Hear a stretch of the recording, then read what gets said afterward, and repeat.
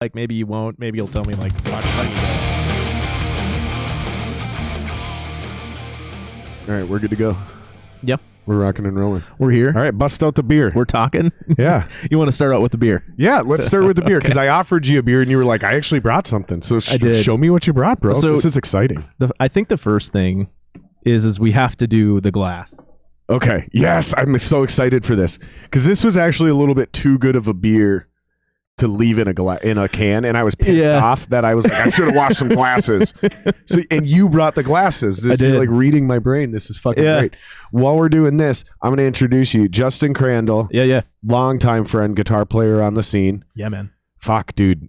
It's so funny. I was talking to Greg Moog last night about you. Oh, you were?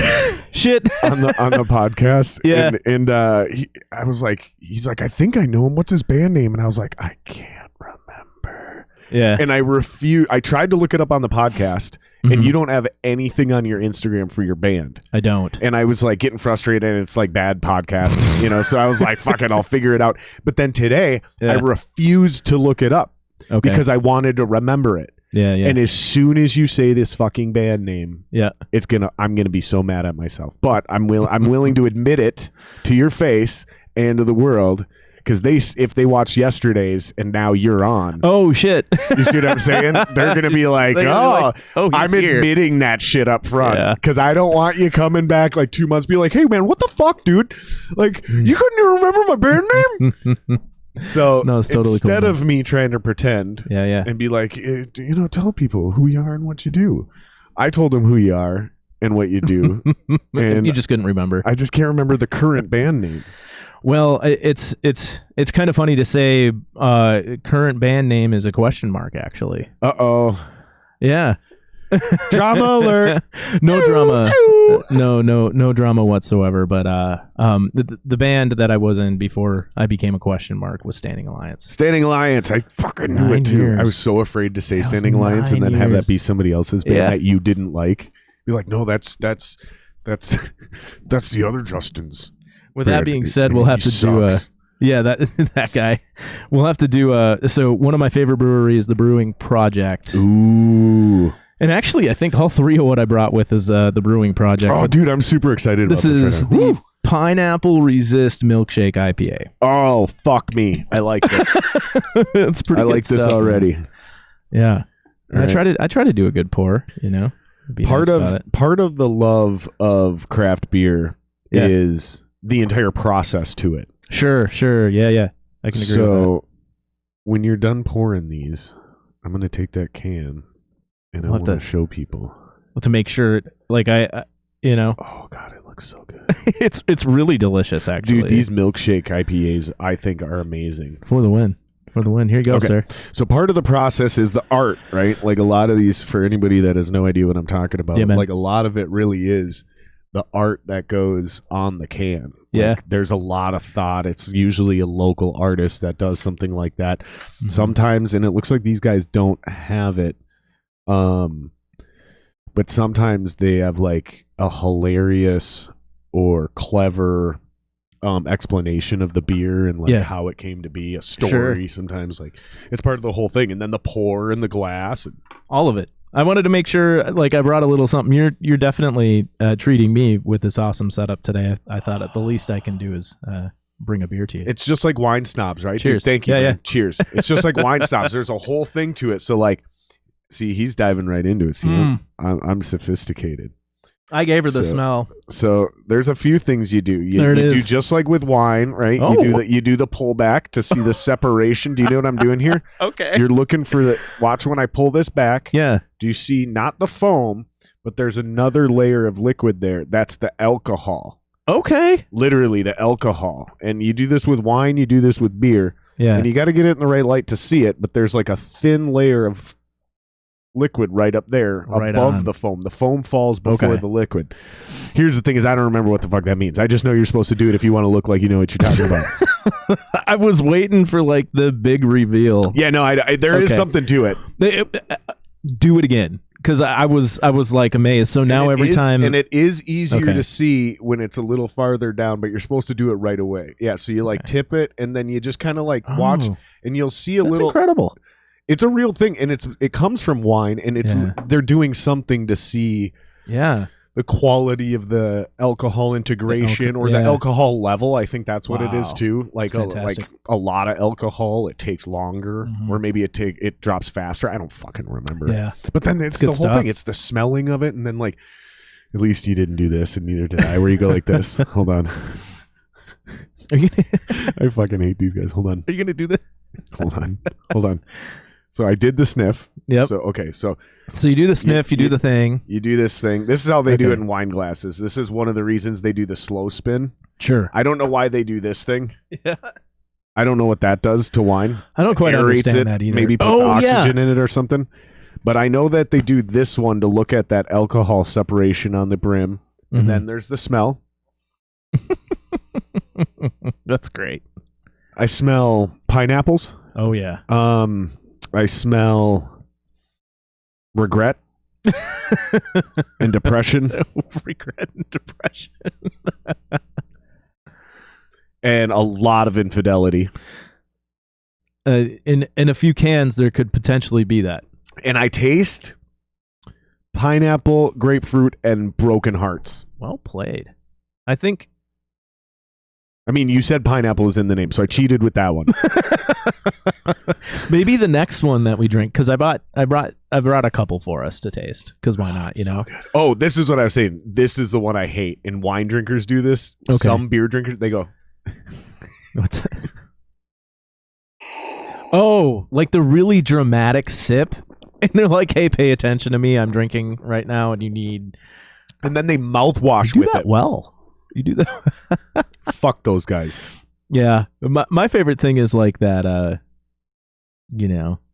whole like tap on the table and like that. Oh yeah. That's I can't remember what that was, but that's like part of somebody's yeah. You do that, boom. And then if you want to take it to the next level to add pinky up, you do the pinky. My good friend Ian Franz. The Juice. I love Juice. I know Juice well. I'm trying to get him on the podcast. He's one of my favorite people, man. I don't know why he won't come on. He's like the funniest dude. He's super smart. He's great to hang out with. He's a wonderful person. I think he might just be busy, or he doesn't like me anymore. I think he's busy. I'm pretending he's busy. He's been really busy. Actually, we just did a week in the Boundary Waters together. Oh no shit. Yeah, we've done a lot of trips together. Juice just and the two of you? It was me and a few other guys. Some good friends, and so not so much like not so much Brokeback Mountain, more like Magic Mike. Yeah, XXL. Yes, lots of dudes. Got it. Yes, only fatter. It was like Magic Mike, only fatter. Yeah, a bunch of mid late 30s overweight people. Dude, fat's in, man. The dad bod is in. Chicks are into it. My body type has never been in, and buff dudes are on their way out. So you guys got it made, dude. Dad bods rock. Dude, they're in. And it's a little bit easier to maintain. Now you're married, though, so it doesn't really matter. I am married. Yes. I'm married now, so it doesn't really matter anymore. I try to keep it to a manageable level, not to let myself go too much. How long have you been married? I asked you this before the podcast, but I wasn't listening. You're so funny. I was listening, but I was distracted. I was doing shit when you first walked in. I feel like this is our relationship, so we might as well just capture it. That's the point of the podcast, dude. Thank you. Finally, dude, someone gets it. So my buddy was totally like, dude, I don't know if I could come on the podcast. I don't know how we're going to fill 2 hours. I was like, what are you talking about? Like, I was like, here, I want you to understand something. And he eventually came on the podcast, but I'm still not going to call him out because I don't want to make him nervous. I don't want to embarrass him or anything. Sure. He's a nice guy and everything. But so we're sitting there at the bar, and I'm like, dude, you realize the only difference between a podcast and our discussions is I hit record. Yeah. And he's like, really? Yeah. And I was like, yes, dude, that's why you got to come on. Because it's like, and then I had another buddy come on and shit. Sure. And, I could tell he was like trying to be a little bit more serious and a little bit more cool. And, because he's on camera. And I was like, that's cool. It was still fun because that's definitely you. It's not like you were pretending to be somebody else. Yep. But like, that's not the version of you I wanted on the podcast. The version I wanted on the podcast is the goofy, silly motherfucker. Like, and it took him a while before he finally realized what I meant by that, which is like The podcast, I have you guys on because I'm interested in you guys as people. Mm-hmm. And I think if I can capture our relationship, other people will find that interesting and entertaining. Yeah. And then it's a great way for people to dig your band or your comedy or whatever you got going on in your life. But the first priority is for people to get to know you, right? Yeah, yeah. And so that's exactly what the whole vibe is like, let's just hang out, dude. That's cool. Like, we got the cans on. That helps for like outside distractions. Yeah. It helps so we don't overtalk each other. And we got the microphones, but other than that, it's a pretty chill environment. The fucking the cameras are pretty well hidden, you know what I mean? It's not like I don't have fucking giant lights. Like, it's not a real studio. It's a little spot I carved out in my house. It kind of reminds me of when you would go to your buddy's house and he had that really nice card setup, that card table setup. Yep. And stogies are gonna come out or something like that. And yep. You're gonna be hanging out. No, it's cool, funny man. You say the stogies thing, because like if you look, the way I constructed this is the top is intentionally left open, not over here because it's just unfinished. Yeah. Right there. So back here, but over here, so it's intentionally dropped so we can get the smoke out. That's great. I thought of it all, baby. Well, I thought of it all. If I smoked a stogie, or if I had one, I would have brought it. The only thing we got to figure out how to do down here is shoot porn. I mean, I'm just kidding. Dude. If that's where you're looking to go, man, I'm not a person to judge. That's not my place. All jokes aside, I didn't have a chance to show you the jam spot, which is right next door here. Oh, right on, dude. And so I'm thinking inevitably, whether it's people come over beforehand to jam, or they stay after the podcast or we jam, or some version of a musical act decides they want to play on the podcast. It'd be fun, dude. It's not going to take that much for me to incorporate all of this and just get cameras in there. You know what I mean? And I'm going to get this board.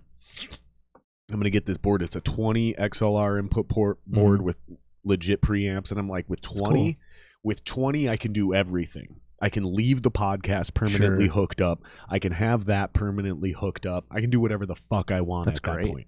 You know what I mean? Yeah. Like, it just makes it easy. It makes life easier. Yeah. I'm like, fuck, dude.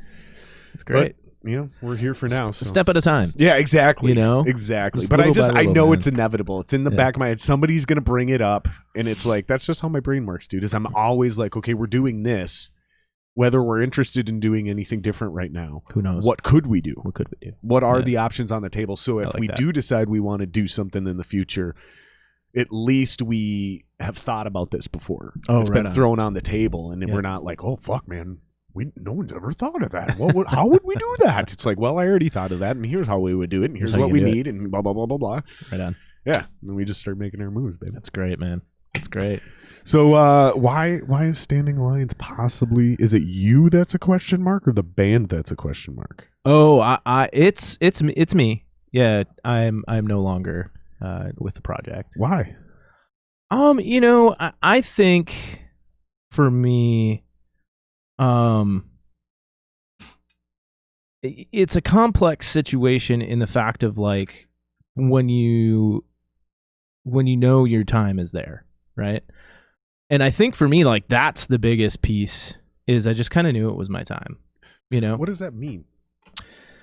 It's being a dad, having 2 kids, and then your life just drastically changes, and I wish them nothing but the best of luck. And if they, whatever it is that they decide to do. I feel like, no offense, buddy. Yeah. But I feel like you're dancing around this thing. I feel like you're not giving me a straight answer. So like, what the fuck does this mean? You got kids now. Like, okay, so is it a time issue?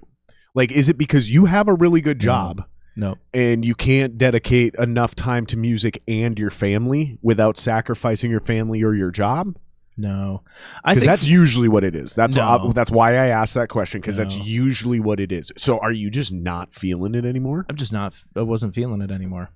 No shit. Things became really complicated, man. And for whatever reason, relationships can get complicated. Things can get complicated. And I just think for me, like, I had to make a decision for myself. And it wasn't just, you didn't feel like you had to make a choice. No. It was my decision fully, 110%. So it wasn't even necessarily like inner turmoil within the band then? I don't know if it was that. I don't know exactly. I think I just asked those questions completely out of order. Yeah. But I think you know what I'm asking anyway. No, I know what you're asking. For the listeners, I apologize. I think for me, I've had 3 sips of beer, you guys. Come on. And I think for a lot of people, right? Like for anybody, listeners that might not even know who the fuck Standing Alliance is. Yeah, real quick, give them a brief history, because Standing Alliance is not what you're known for. No, not even close. Isn't that weird to think? Here's the thing: is I don't think it's weird, because you don't think that's weird? No, because I've been doing that project for 9 years. Right, but it never felt like it did anything. It felt like you were always recording, much like my project. Yeah. Like nobody should know me for. Let's put it on me. Let's put the analogy on me, so it doesn't seem like I'm giving you shit. Right.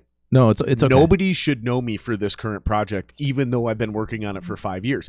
Because is that how long it's been? Yeah. Wow. Yeah. Okay. And actually, technically, a little longer than that, because I started the Tyrants around 25 or 26. Sure. By the time that band was done, I was already 30, 31 years old. Yeah. And I was writing the Tyrant or this music while I was in the Tyrants. Right. Because I was already seeing the end of the Tyrants coming for a plethora of reasons I've already talked about on the podcast and will continue to talk about in the future. If you're really interested, I could get into it, but you're probably not. And the reason I did this is because I said, okay, I'm not ready to stop. I still love doing this. This is everything I am, to be honest with. So I got sick and tired of my identity being born, raised, and murdered with every band I joined. You see what I'm saying? That's an interesting... So it's like, that's the singer of DE. And then when I'm no longer in DE, I'm not in a band anymore. I'm no longer a performing musician anymore until I join another band.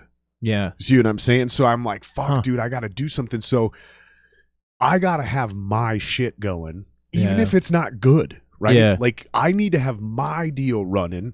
So then if I join Dying Euphoria or Standing Alliance or any other band, if they kick me out or the band breaks up, I can keep rolling. Yeah. Like, because I always have this fallback plan, right? It's almost like what our parents told us to do when we became musicians. Have a backup plan. like get an education. Always have a backup plan. Able to be a plumber or an electrician. Well, if you're I agree with that to an extent, especially in a COVID situation where motherfucking musicians are dying.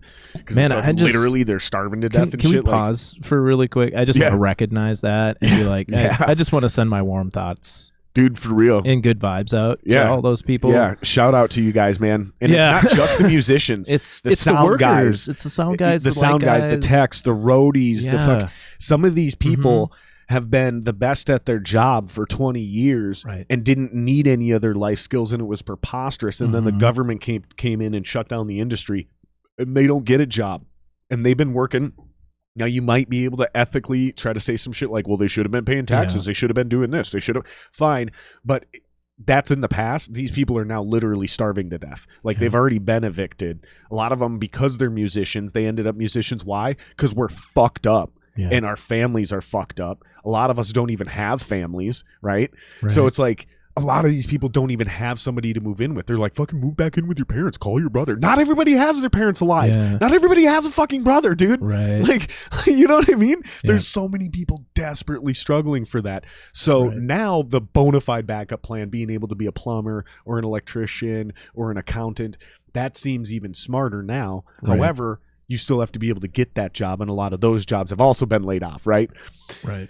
I think the smartest thing one could do is, if you're going to be a musician, create a backup musician plan. Not a backup plan, a backup musician plan, meaning what I just said. So you want to join a band, right? You want to be in the next Metallica. Okay, cool. But make sure that you always have the Justin Crandall project. Yep. Because no matter how good Metallica is, dude, always be that band could break up. Yeah. They could kick you out, right? Let's say COVID stops.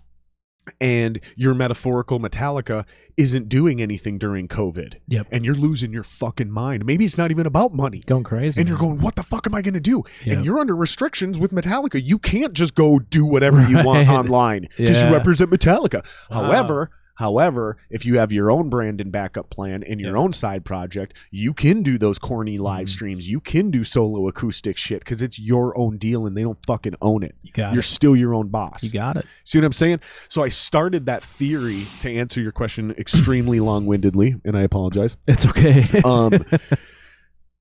I started this idea back before I was 30. I was brainstorming on this. I was brainstorming on this while I was fucking 24, 25, 26, 27 years old. And then I finally picked up the guitar again because I quit so I started playing guitar at 12, quit at 18 or 19 to focus on singing. Dumbest fucking thing I ever did in my life because I was never going to be a good singer. Should have kept playing guitar. And then about 23, 24, I decided I wanted to be a drummer in a rock band. Arrogant as fuck. Like, who does that? I did. And then started playing guitar again right around that same time. Sure. Picked that back up pretty quick. It was actually because of Guitar Hero. Really? Yeah. Guitar Hero got you kicked off on the drums. No, on the guitar. Back on guitar. Back on the got guitar. me back to guitar, which eventually inspired me to play. So here's the short story, right, of this. We're hopefully we can get back to the original point. But this is the fun of the podcast, right? This is the fun of the podcast is we're not actually in a rush, right? Yeah. I just want to hurry up so I don't forget my original point. So I was working at Papa John's as a delivery driver. I was singing in one of those bands. I don't remember who it was. And Guitar Hero came out. And I was bored, and I would kill my lunch break. I would go to Northtown Mall, and I would get a Jamba Juice, and I'd walk around and just look at shit, right? Because I sat in my car all day for work. I didn't want to sit and rest for my lunch break. I wanted to walk around and fucking stretch my legs, right? Yep. So I walked through fucking Best Buy, and they have a Guitar Hero demo set up. And I'm like, what the fuck is this? I'm seeing some kid play, and I see somebody else pick it up, and somebody else pick it up. And I'm like, man, these people are trash. I bet you I could play this game. Yep. And I was like, so how do I do this? And they explained to me, and I'm like, oh, okay, I get it. And I picked a song and hit it and just like crushed it right out of the gate. And they're like, oh, come on, dude, you've never played this game before. And I was like, no, but I did used to play real guitar. So this is like pretty easy. Right? Buttons. So I went and bought the game. And it was fucking fun. I did it. I literally went to Best Buy every day, got a Jamba Juice, and then would sit there and play. And I started to get really good. You were that guy. And I started to get really good. And I started to get like a little crowd that would come watch me because it was like, oh, Duder's here again. Like, we're going to see if he can hit that fucking Cliffs of Dover solo or whatever it was, right? And like legit, you know, when I would finally nail a song, people would applaud. And so I'm like, man, this is fucking super fun. I went to the Rock nightclub, jumped in a couple of their tournaments. No, I didn't jump in the tournament. What I did is I showed up before the tournament and ran circles around everybody and then refused to join the tournament because I was like, no, dude, you guys, I'm a real musician. I can't be seen in a Guitar Hero tournament, right? So I refused to do all that shit. And then I'm sitting at home getting like really serious about this. Yeah. One of my bands breaks up and I decide I'm sitting there. I'm like, what am I going to fucking do? You know, same story I was talking earlier. That's why it kind of reminded me of that. And I'm playing Guitar Hero and I'm like, I'm pretty sure I still have 2 guitars somewhere in this house. Yeah. What? I'm convinced because I couldn't complete these handful of songs on the highest difficulty level. Yeah.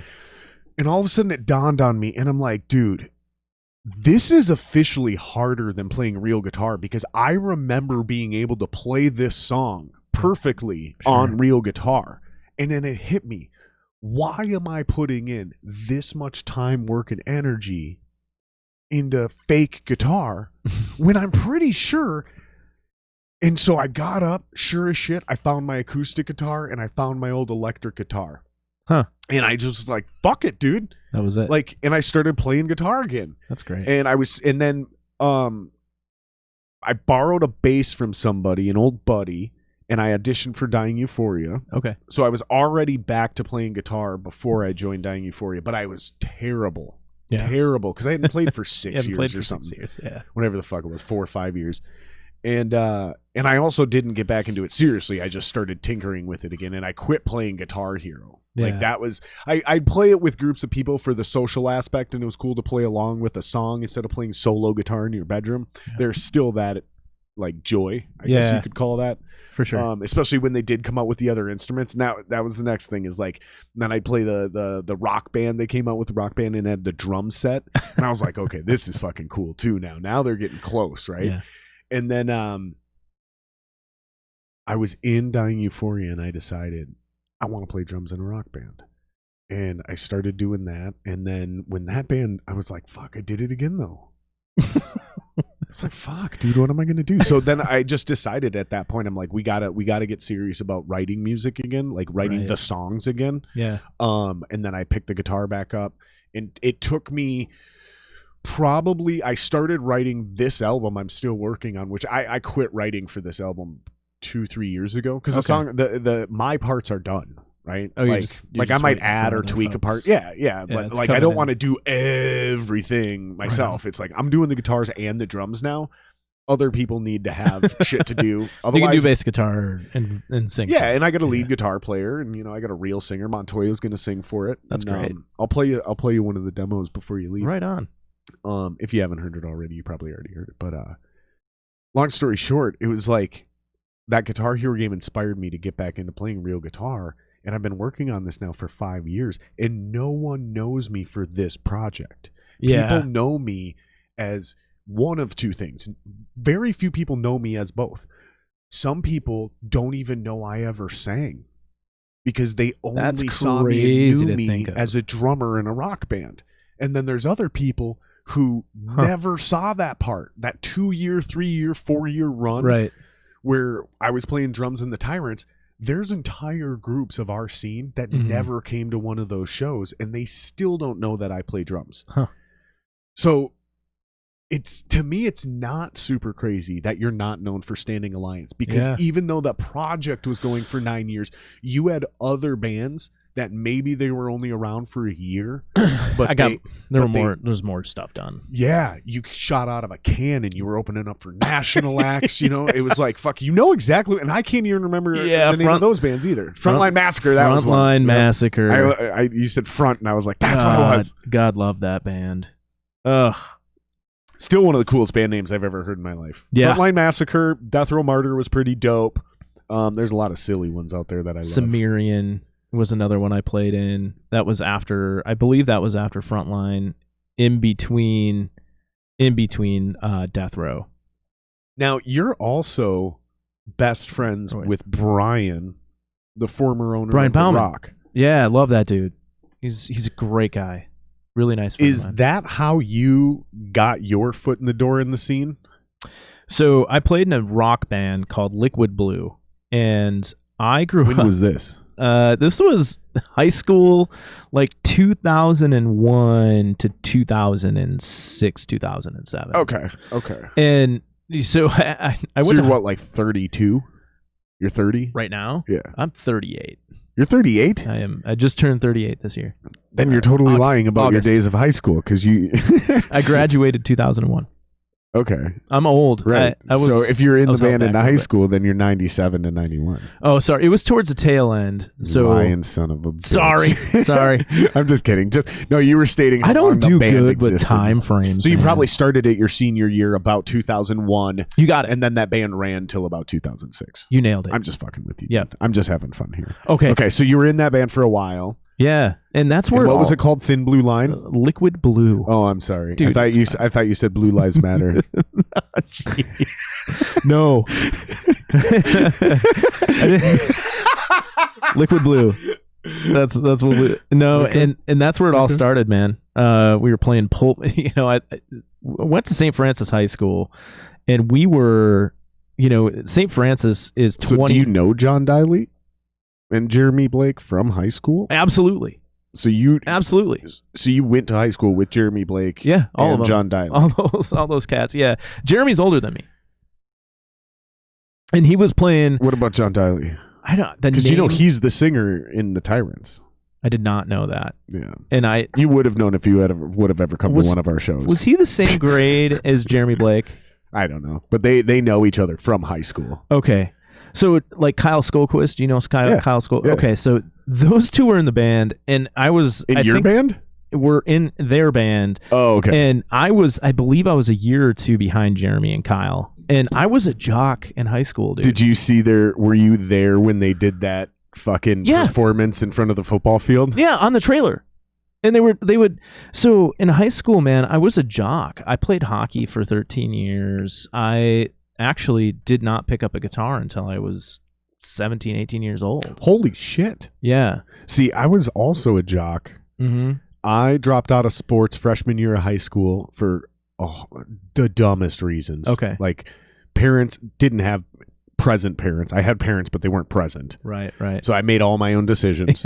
And I started experimenting with drugs, which is not necessarily a problem at 16. It depends on how much you're doing and what you're doing, right? How bad it is. For me, it was smoking weed and dropping acid.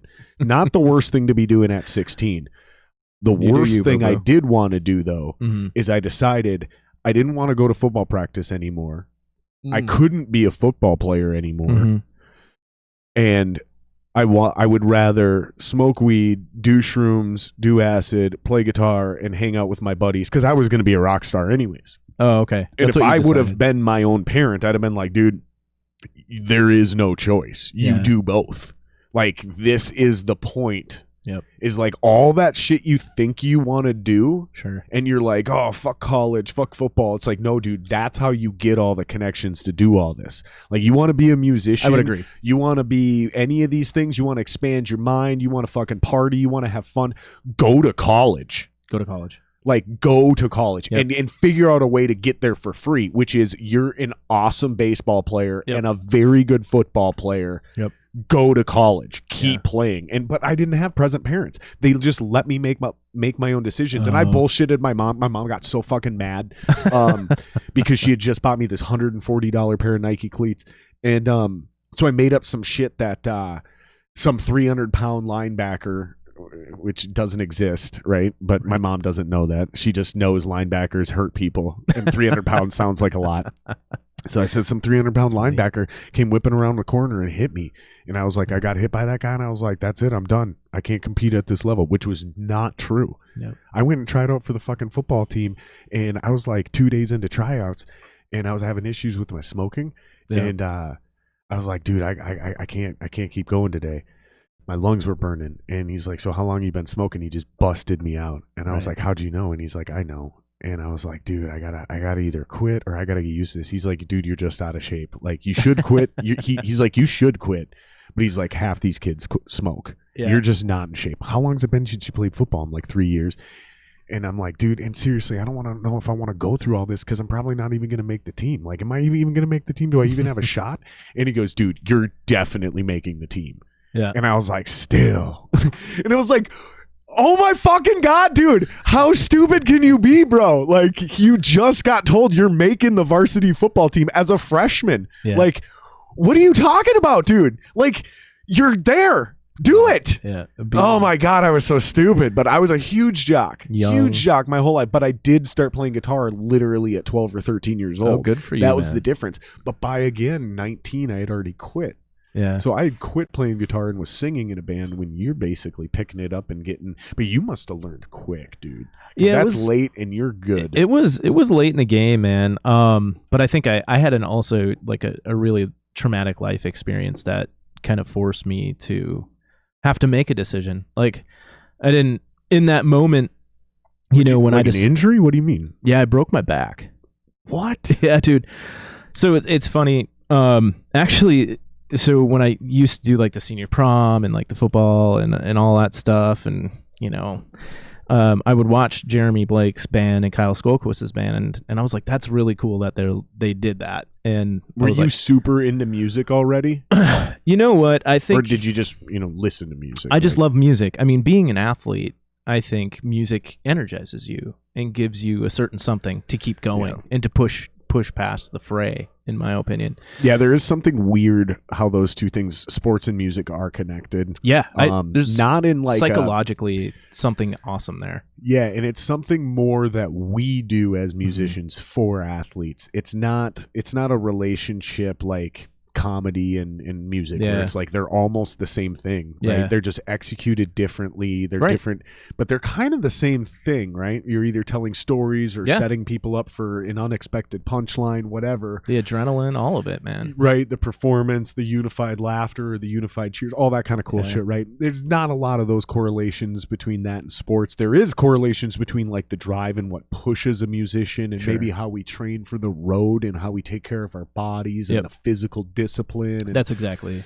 There's a lot of correlations there, but there's a weird relationship between sports and music where like I've only met one athlete in my entire life that didn't absolutely love music. Oh, sure. And not only love it, but use it in a way as a tool. Whether they're working out or they're hyping themselves up before a game. Dude. Like every football player you see now has on headphones or Beats or earbuds or whatever, and they're out there like bobbing their head, and they've got a playlist that they go through of music they listen to put themselves in a fucking position to be the closest thing to what we would call a modern day gladiator. I think that's pretty prolific. It's funny that you say that, because when you asked me the question prior to the answer of like where did I start to play guitar, you asked the question around like music, like as an athlete, did you love music? Or did you just listen to it like most people? I loved it, because I can tell you an exact moment where I knew music made a difference in my life and as an athlete. And I remember being in the guys' locker room on a hockey team. It's fucking gross. I'm just going to be honest. Like, dudes are gross. I mean, it is the best of the locker rooms. It's the best of the locker rooms, is a hockey locker room. A hockey locker room is better than a football locker room or a basketball locker room. It is the funniest of the locker rooms. It's the funniest. As well. It's funny as shit. So I had to like... If people want to know what it's like, just go watch Letterkenny. Yeah. Because that's exactly what it's like to be in a hockey locker room. Yep. So I was the odd guy in the corner of the locker room, though. The weirdo? I was the weirdo with the headphones on. Ah. And like, dude, I remember... Were you a great player?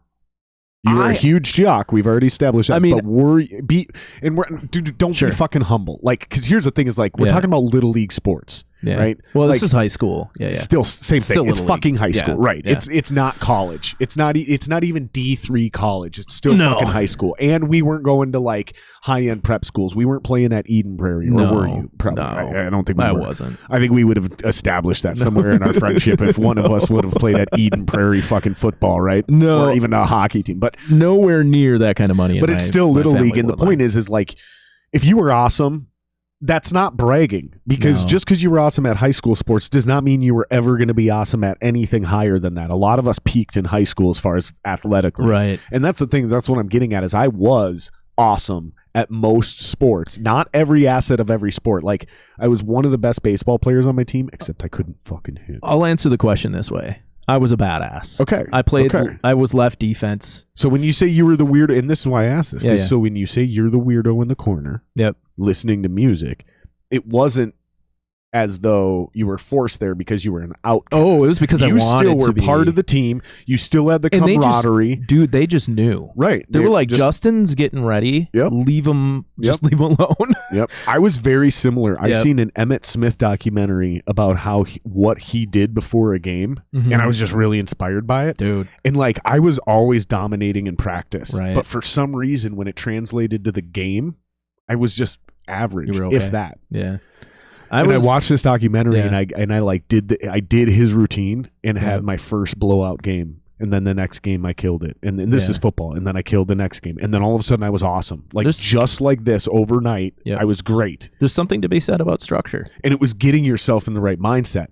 And this is like, now I have the same mindset right before a show when I'm doing music, because it doesn't actually matter what the activity is. It's me getting ready to execute. Okay. And that mindset is, some motherfuckers need to watch out. I get real quiet, and I sway like this. Yeah. like almost like a UFC fighter or a boxer or an NFL player. You see a lot of them do this, and they just they don't blink, and it's like, and they're doing this thing, and it's what I'm doing, and in my head I'm saying like, motherfuckers need to watch out tonight. I'm gonna fuck somebody up. Right, and it's like this is the same thing a fighter would say. I'm not fighting anyone. I'm about to walk on stage and play my guitar. Like, I'm not going to fuck anyone up. Nope. But it doesn't matter. There is no other mantra. You're out there to make a bunch of people happy. Right. But it's still, I still need to I still need to go through that exact process and say those exact words to myself in order to get myself to walk out there and go, woo! Right? Like, just be that asshole. Like, be that fun asshole that everyone loves to see on stage. It's still the same prep talk. That I developed I actually developed in middle school football. It's really cool that you say that, because I share that same sentiment. I think, when I broke my back. How'd you break your fucking back, by the way? Playing hockey. Well, we established that. But like, what happened? Yeah, so I'll tie a lot of everything that we just talked about together. So did you have a heart attack? Oh, my heart stopped. Yeah, that was it. So I'll try to tie a lot of what we were talking about together. So that mental headspace that I was always in, I had 3 albums. It was Rage Against the Machine. Oh God, what was the one with the monk on fire? I forget the name of that one. Bulls on Parade, or it was that album, and it was Around the Fur by Deftones. I'm pretty sure that was the name of that album. Dude, I mean, like, when you look at that, now we gotta look it up, because otherwise people are gonna scream. Yeah, they're gonna get really mad. You fucking idiots! You call yourselves musicians? Yeah. And then it was like a hip hop album. It was like Dre or Snoop Dogg or something. And so I used to just hype myself up so much that I just I would get lost in the game, and I was kind of a badass. And so because of that, my mental headspace, a lot of times as a defensive player in a hockey team. There you go. I think is it self-titled? No. Yeah, it is. It's self-titled. That's the self-titled. Okay, I thought it was self-titled. I didn't want to mess up. I forgot to show them so they don't think we're full of shit. Oh, okay. There it is.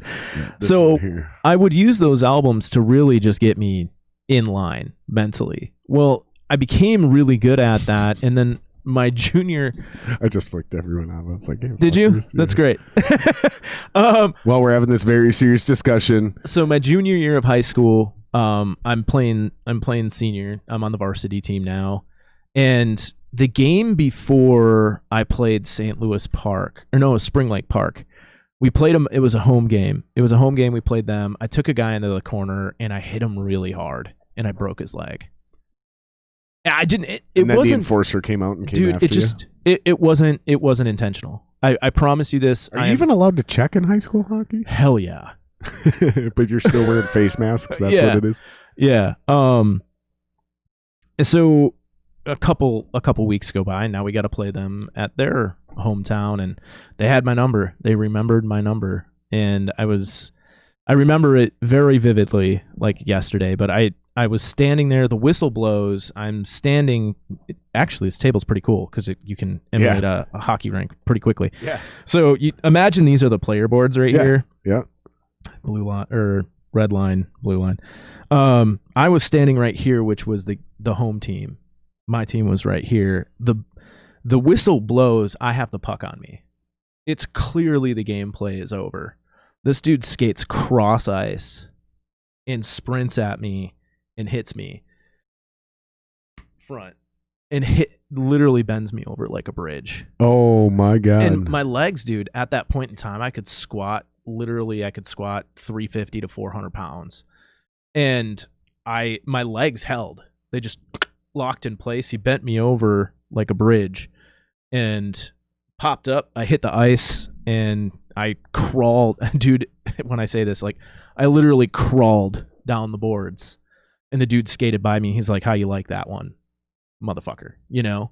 And I did this right in front of my team, you know? And they came, and actually I was dressing varsity and junior varsity. So I'd play JV and then I'd go play varsity. That's what I did. And I remember they pulled me through in front of the varsity team on a stretcher. And I guess after that, they all went and messed this dude up. I guess the game, like, it was just like 3 or 4 players. This is what makes hockey crazy, but also very, very beautiful. Is there is a self-policing. There's a ethics. Oh, dude, there's a self. It was great. There's a self-policing set of ethics, and that's why still to this day on NHL rosters, every once in a while they'll roster a guy, in case anybody's confused what we're talking about, called an enforcer. Yep. And he's just a BA. He is a terrible player. Yeah, not good at all. Not going to score goals. Sometimes can barely skate. Yeah. This dude's just going to go in and just lay people out, man. Literally, his job is to beat the actual shit out of people. So if that type of situation happens, right? Fucking, so I fuck up Justin, I break his leg, and then the following game, they fucking we normally you would know this. Like, I'm surprised there wasn't something done in advance. Like, hey, we got to fucking, like, here's the deal. Like, they're going to come after him, blah, blah, blah, blah, blah. And usually is what you would do is you would figure out which of your players you can survive without, and you bench him and you bring in and you activate the enforcer for that one game.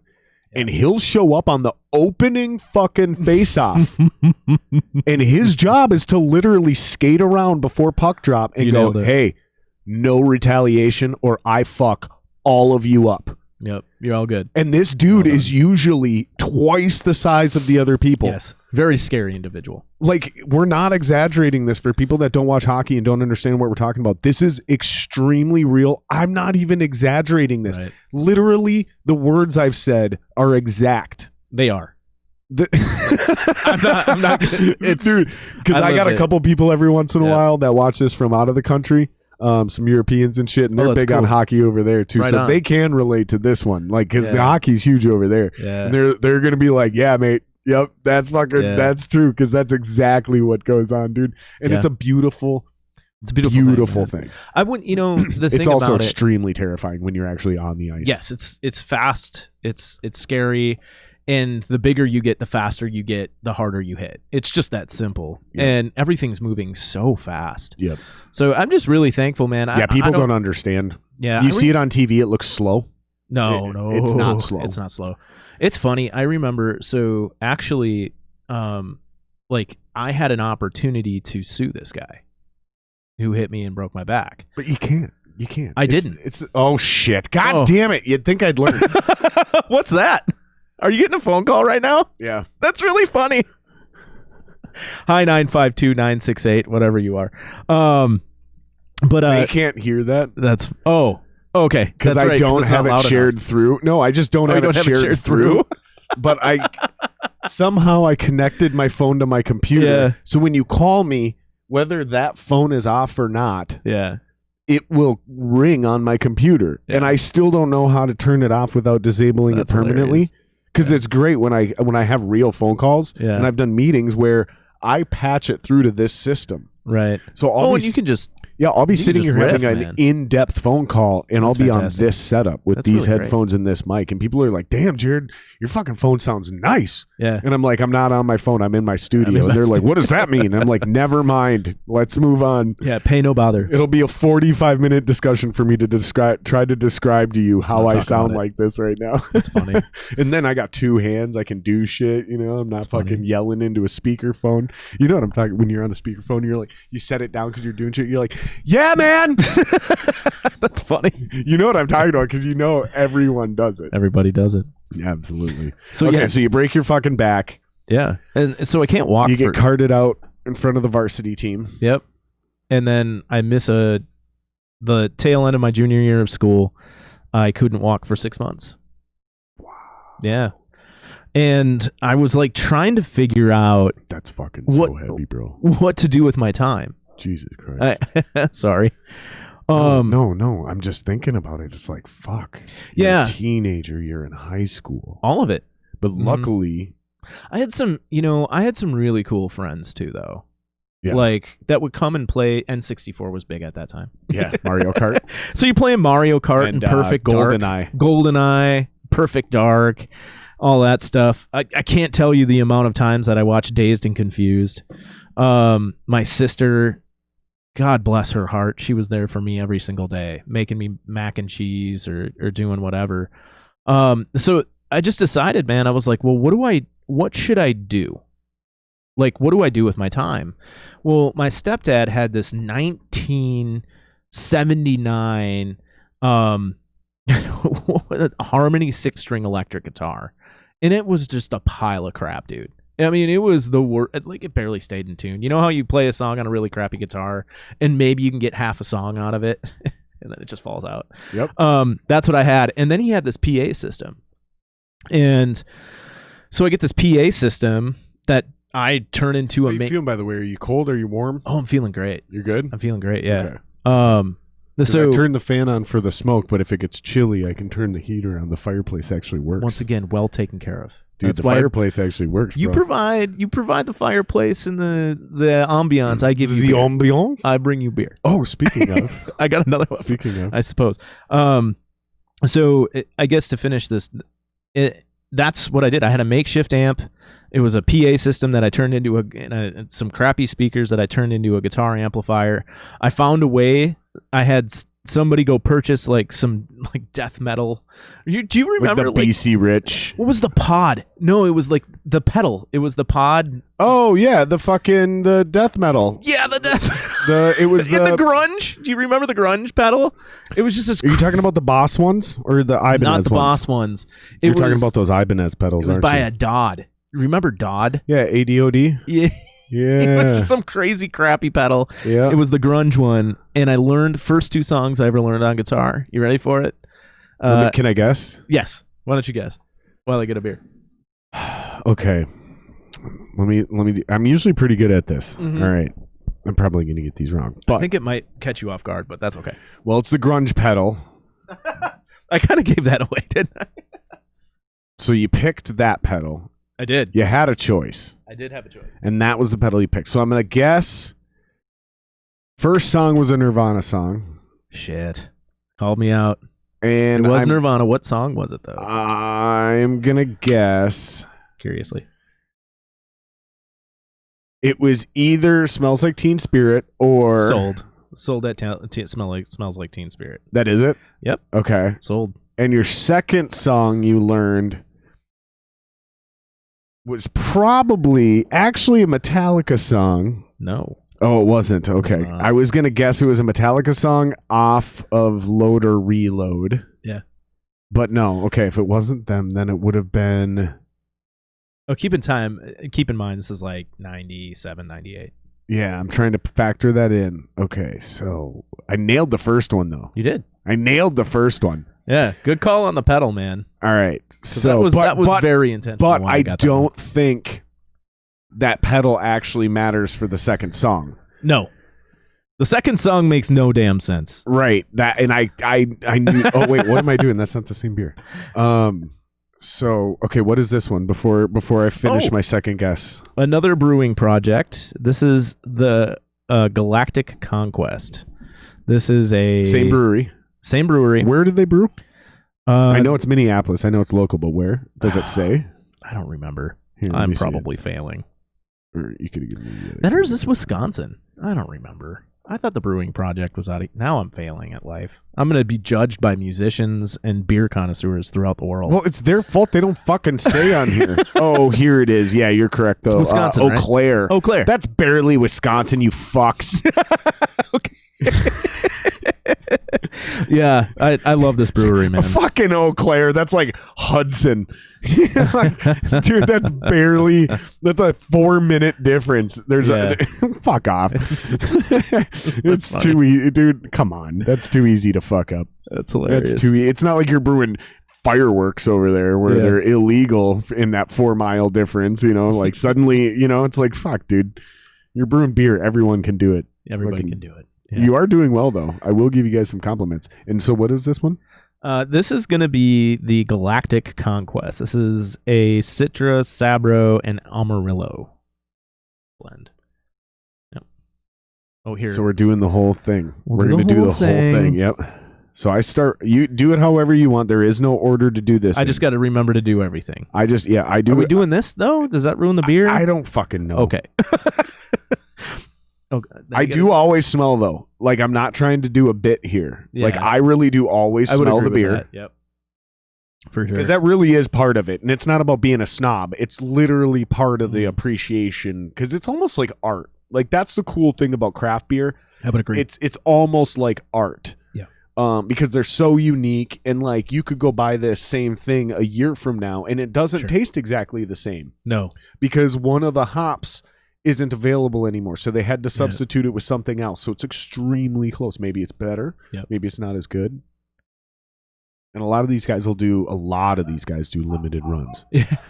Where they'll make a beer for 6 months to a year and then they're just done. That's it. They move on. I love it. And that's probably what these guys do because it's the project brewing. Brewing project. The brewing project. Great. Okay, yeah. It's very, very hoppy. Very IPA. It's hop forward.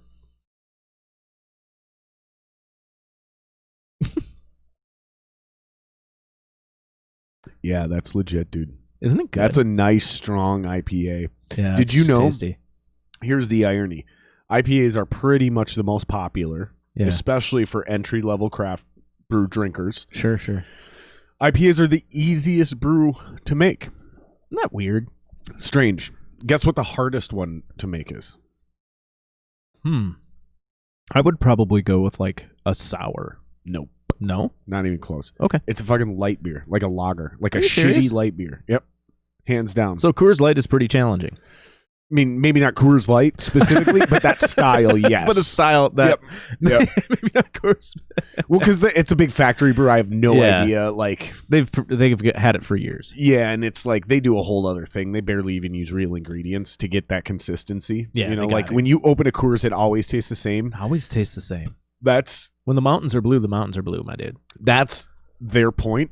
But that's also what takes away everything special about being beer. Yeah. Is like I don't want to have the exact same beer in New York that I do in LA. But that's what they did is they watered down beer, made it virtually tasteless, and they made it so simple that they can make that beer everywhere in the country and have it still be fresh every single time. It's weird.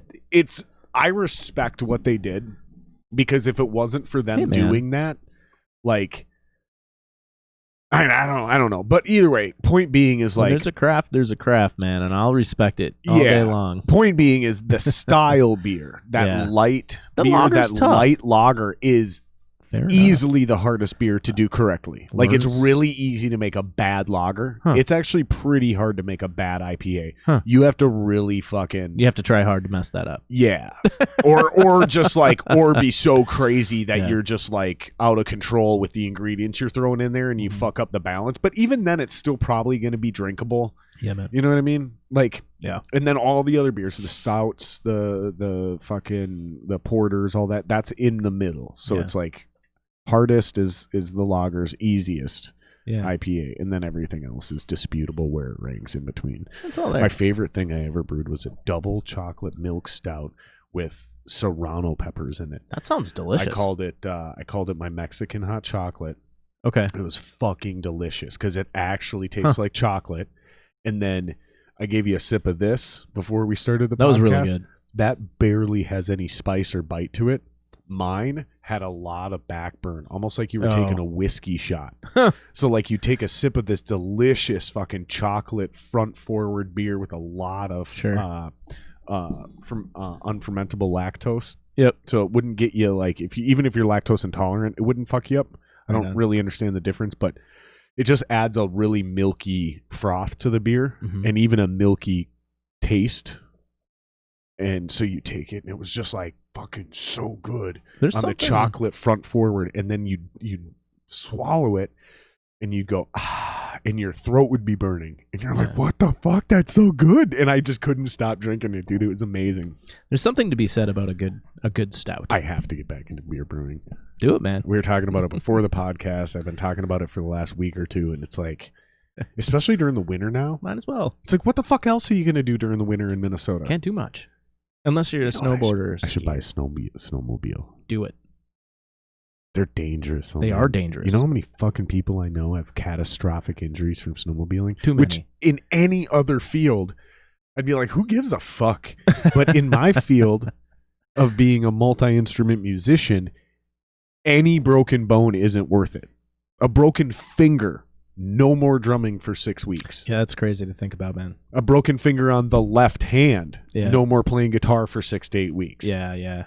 Any broken limbs in my feet, no more playing drums correctly for at least 6 to 8 weeks. That doesn't sound like fun. You know what I mean? Like, you gotta there's a lot of risks that gotta.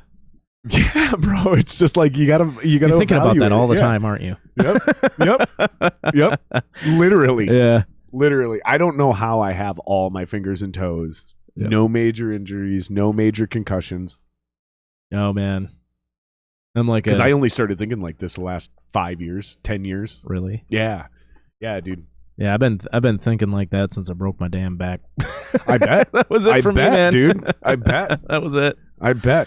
So going back to that, let's wrap that up and get into how you got into the music shit in your other bands and stuff. Because I we've known each other for a long time. We've known each other. We've for a been while, buddies. Man. We've been hit or miss, and we have a lot of mutual friends where it's like that's one of your good friends, that's one of my good friends, but and it's not that we're not buddies. It's not that we're not friends, but we've never spent large amounts of time together. No. We are the classic musician friends. Where you have to. There's a show, there's a gig, we're there, we meet, we drink. Well, and it's one of those things where it's like musicians have this special ability to see inside someone's soul. Yep.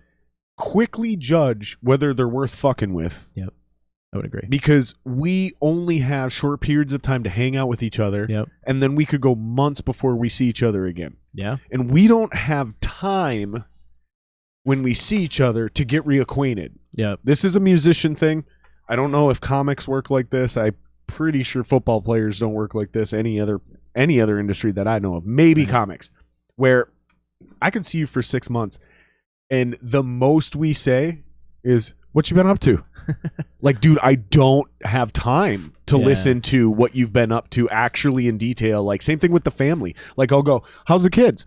Good. Okay, cool. Let's move on. Yeah. Like, because we need to enjoy exactly. Yeah. Exactly. You gotta cover it's like speed dating, but for catching up. Right? Yeah. That's a really good way to put it. Right? It's it like feels that way. Yeah, and it's like, okay, cool. Everything's good. Okay, so nothing crazy. Okay, cool. You're good. Okay, cool. Let's hang out. That's it, dude. Jinx, that is totally it. That's so funny that you say that, because I think anytime I've met with a musician friend or somebody that, I feel good about the relationship or something like that, it's amazing how quick you can pick back up where you left off, get like, oh yeah, like you said, and then you just, okay, let's just hang out for the next couple hours, and the next couple hours go by, and you're like, holy crap, that was really a lot of fun. Yep. And then it goes a little farther than that too, because it's like, we don't need to speak with each other every day or every week or every month or every few months in order to know that we still care about each other. Oh, because sure. Yeah. Now that you're not a musician and I'm not currently doing anything active, like I'm still writing and recording and that kind of shit, like we have the opportunity to reconnect more and do things like this. Yep.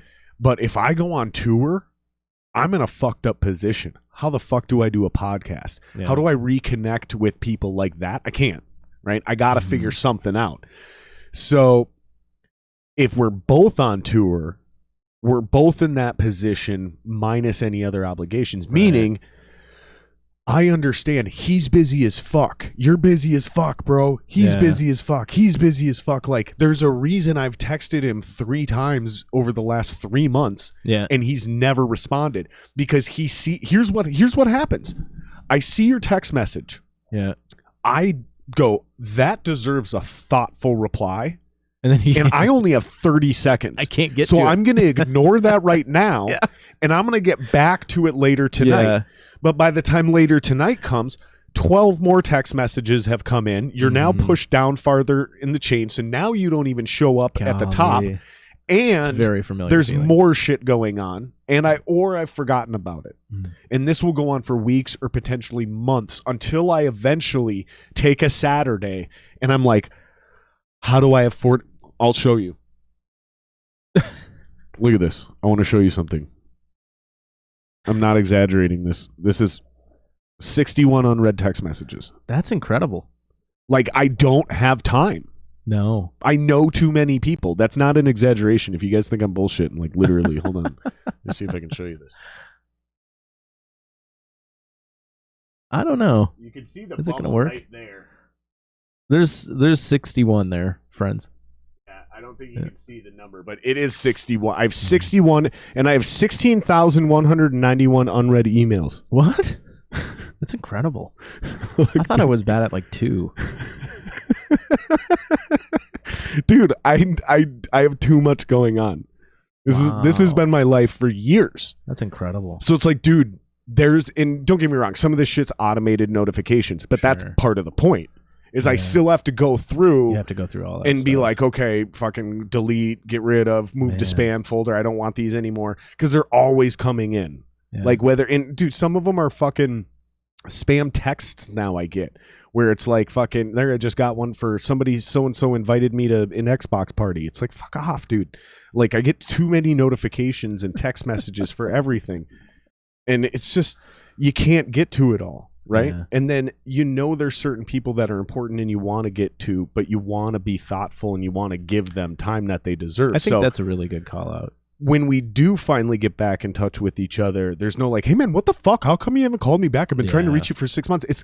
Here's why. Because we're both fucking busy and we both know we're busy and we both understand that we're busy. So we don't need all that other melodrama that surrounds these relationships. And honestly, man, I'm going to tell you, that's one of the reasons I married my wife is because she doesn't need a lot of that other pitter patter as well. Oh yeah. I mean, she still does because she's my wife and she's a woman, you know what I mean? And like they have needs. Mm-hmm. So there's still a lot of the small talk and the check-ins and shit that she needs to do to make sure she doesn't feel like a roommate. And I understand that's relationship stuff. Right. That's maintaining a relationship. Right. There's nothing unique there going on. Yeah.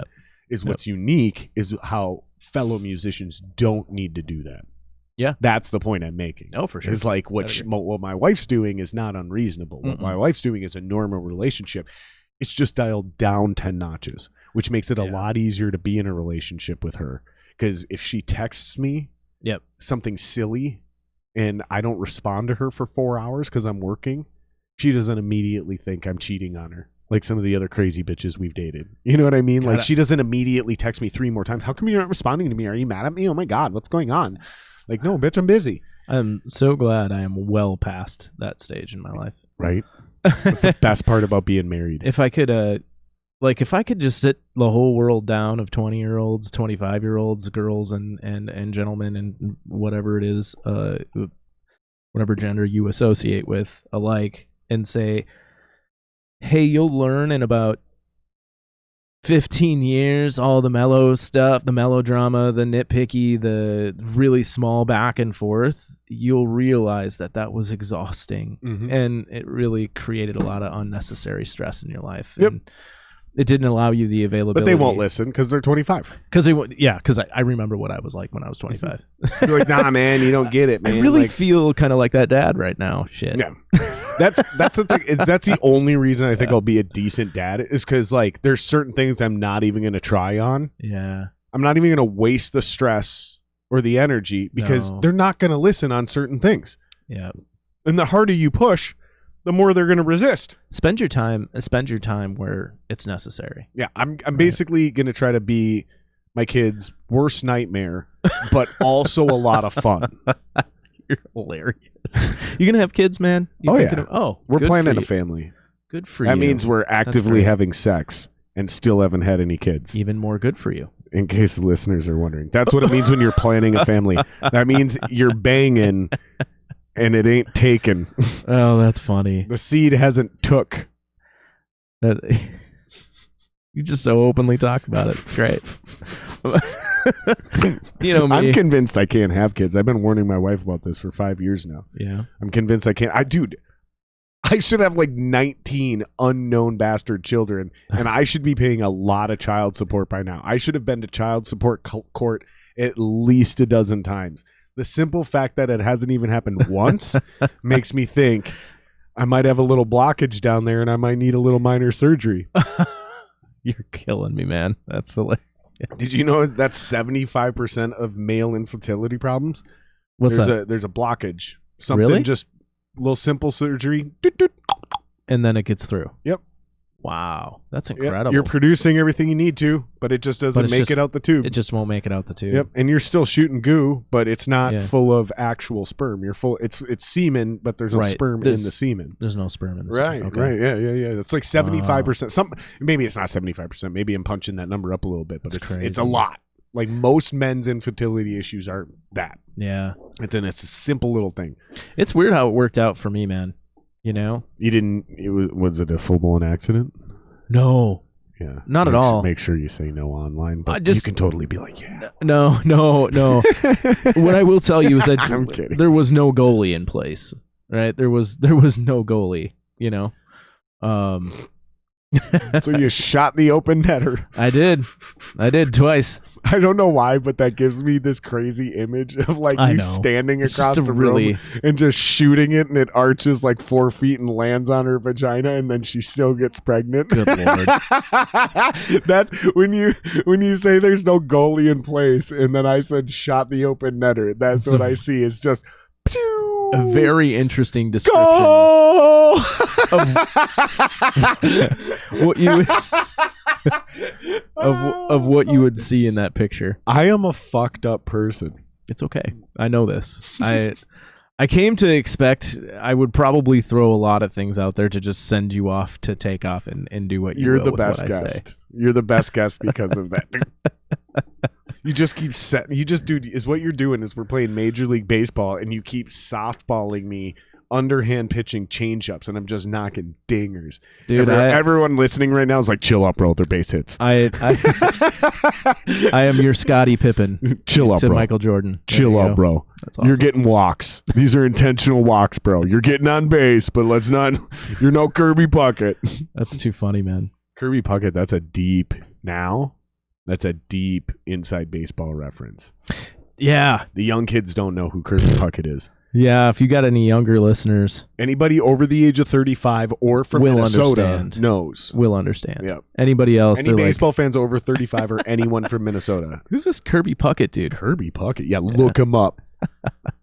Look him up, motherfuckers. Kirby Puckett is arguably the greatest baseball player of all time. Arguably. I didn't say he was. Arguably. He was a great player, man. He was a great player. Single-handedly turned this franchise around. It was great. Single-handedly. Do you know he was the first baseball player in Major League history to get a cut of ticket sales? I did not know that. In one of his, it's a good fact. In one of his, I believe this is true. In one of his contracts, he got $1 for every ticket sold. Really? Yep. That's incredible. I don't think they get that anymore either. I think that was negotiated out. Yeah. Now they just get straight salaries. But that was like, because this was before people got paid big money to be baseball players. Right. This is when most dudes had to go like get day jobs. You had to spend some time. I mean, fucking Mike Ditka, I believe the year Mike Ditka won the Super Bowl in the offseason, I believe he literally went back to selling cars. That's really crazy. In like 1985. He's a Super Bowl winning coach of the Bears. And that summer he still went back to his other job. Every offseason he had a job. Wow. And he sold cars. I believe that's true. It was either that or just up to a year or two before. Right on. He won the Super Bowl. But it was like, it's shocking how long that shit lasted. Because you think in sports that those guys had to have day jobs and shit. Yeah, but that was like the 30s, 40s, 50s, 60s. It's like, no, dude, all the way up to like the 90s. Yeah, there were portions of that what was it, the 94 baseball strike? Is that when they went on strike? Was 94? You got it. And that was the first giant collective bargaining strike where motherfuckers got paid.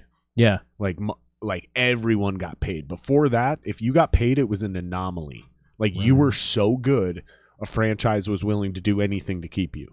That's crazy to think about where we were in sports in the 90s. Just 30 years ago. Just 30 years ago. I mean, and us as humans, we can't like.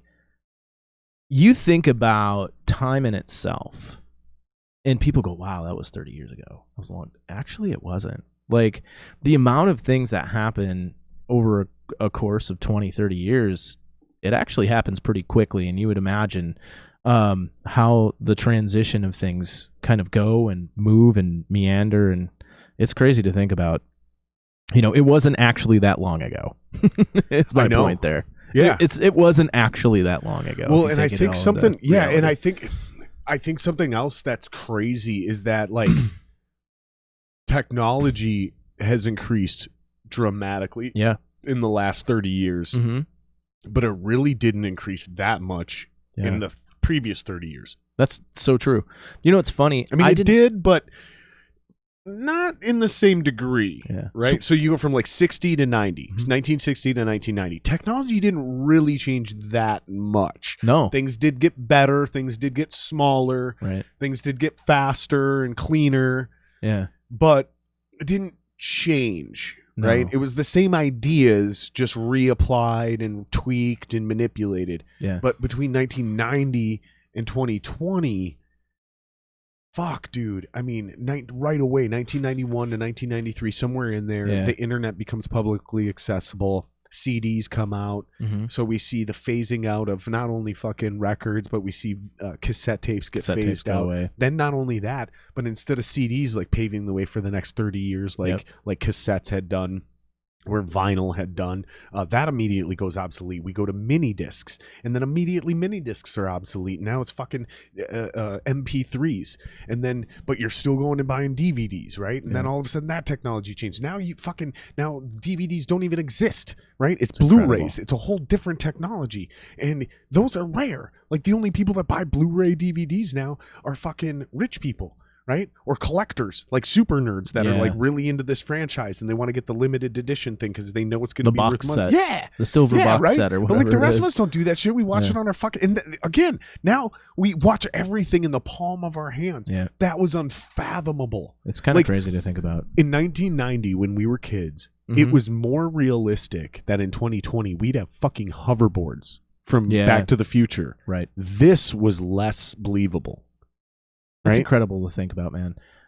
So a quick question on that, and I'm curious to hear your thoughts around, do you feel, because there was kind of, before the internet came out and things, did you feel like there was a little bit of a lull, right? It was kind of introduced, and then it kind of hovered around a little bit, and then it popped. What do you mean? So what I mean by that is, do you feel like right now we're kind of in a lull of technology? Do you feel like we've kind of exhausted, I mean, for an iPhone, if you take a look at like the production of an iPhone, there's really just over the last 5 to 10 years, it feels like, you see what I'm saying? It feels like we've kind of hit a lull in the embrace and the the new technologies that we're experiencing. Yes. My answer is yes. We have hit a lull, but we're about to fucking hit the golden age of technology. Yeah. Because they've been doing this for 60 years. Right. Which is quantum physics and quantum computing and quantum theory. AI. I'm specifically sticking to quantum. Okay. So you're sticking to quantum. Because AI is just how they think they're going to finally get... quantum is what they think is going to finally make AI like what we imagine it should be. Right? Oh, okay. Like quantum is the center of everything. Right on. And we're just getting to the point where we're starting to be able to implement it. Okay. So like we're on the verge of implementing quantum computing, which will give birth to the real AI that we've all been afraid of. Like we're talking total Terminator level fucking fear. Do you think that's real? Dude, I'm not 100% certain, but basically think of it like this, right? Like I had this theory a long time ago about like, okay, hear me out. I'm either going to sound fucking retarded. It's okay to have a tinfoil hat moment. Or I'm going to blow your fucking mind, right? But sure. I believe racism is literally boiled into our DNA. For sure. Not for the tribalistic reasons that everyone obviously states. Yep. Here's why I think it is. Because people are lazy and they don't want to work. So is what they did in our most ancient of beings, right? Yep. Call it Neanderthal, call it a version of human before that. Mm-hmm. We didn't want to fucking do the work. Okay. So we enslaved other people to do it. So we found other people to do the work for us. And then at some point in time, through consciousness and civilization, we were like, that's unethical. We shouldn't enslave our own people. Like, probably man, feels they're weird. us. They're us, dude. Come on. Like, Sure. like you don't want somebody to enslave your own kid, right? Yep. And they were like, okay, you know what? You're right. But those motherfuckers across the river, they ain't us. Yeah. And they've been fucking raping and pillaging, and they've been fucking stealing our crops. And they've been fucking us up for years. They're the ones making it hard to live. Okay. So let's go fucking enslave those motherfuckers. Right. And they were like, you know what? Yeah, fuck them. So they went and did it. And they made them do all the work. Yep. And then through consciousness and civilization, people were like, you know what though? They're still fucking humans. Like, we probably shouldn't do that. Right. And they were like, yeah, but here's the problem. Here's the problem. When we just go to animals, because we've already enslaved animals, right? And the reason we went to people from animals is because animals weren't smart enough to make decisions and make quick improv reactions, right? Right.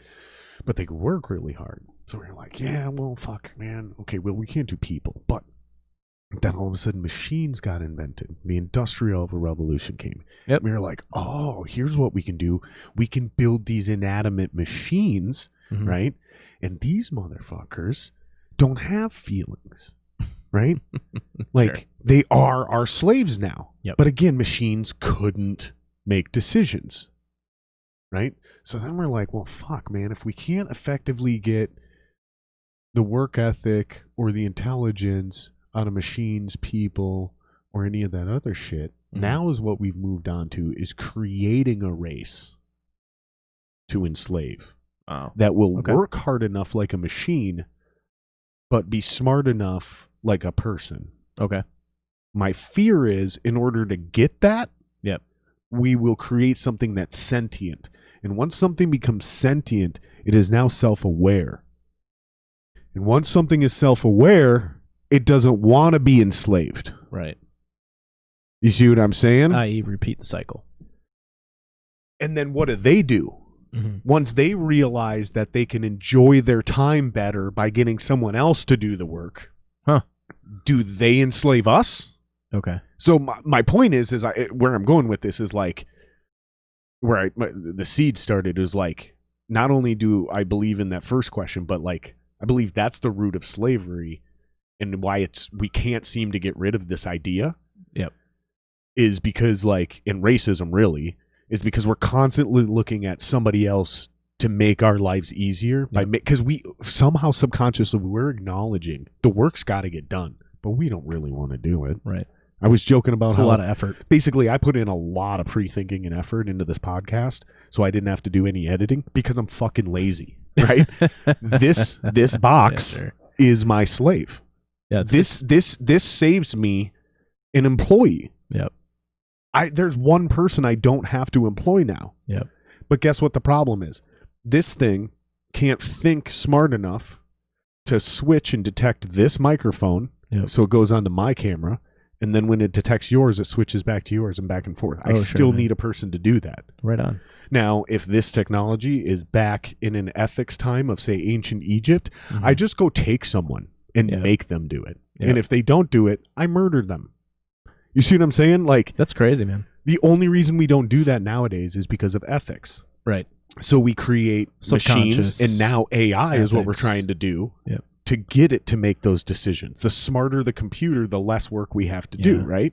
It's all based out of laziness. Well, my point is we sort of have hit a lull in technology because we've kind of maximized something's got to happen. What we can do with the math, what we can do with the physical space.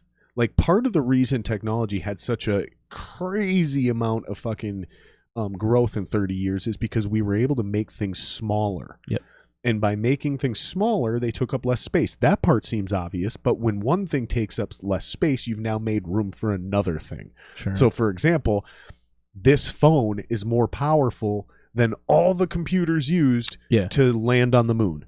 That is insane to think about. But that's because one of those chips that now takes up the head of a pencil eraser in this phone would have taken up a room this size back then. So it seems so obvious when you go, well, they're making them smaller, so they take up less space. Yeah, but it makes room for more things, which makes room for more computers, which makes room for efficiencies. And so we're reaching the limit of that. Yeah. Until we can get into quantum computing, because then it's no longer an issue of how much hardware we can fit in a physical space of real estate. It's how many calculations and variables can this one thing consider because of the way it's looking at it. The way I think of this is that's the human mind's ability. When they go, computers make decisions 10,000 times faster than humans do. Right. Until it comes into a complex decision. Yeah, it can only choose yes or no, sure, but it can choose yes or no dramatically faster than any human could ever do. Right. Until you have a yes, no, maybe, so scenario, right? And it's like the AI can slam on your brakes and prevent you from hitting a child or a object, right? But it's not going to know to shut off and let you hit the deer. Right. Because anybody who lives in northern Minnesota knows, or northern anywhere, you don't swerve to avoid the deer. Yeah. You hit the deer. Yep. Your natural panicked instinct is to swerve. So we actually train for this to identify the deer and don't hit the brakes. Right. It is significantly more dangerous for you, the people in the car, the deer, believe it or not, other drivers on the road, potential pedestrians, if you slam on the brakes and try to avoid that deer. Yeah. If you just hit the deer, you're definitely going to live.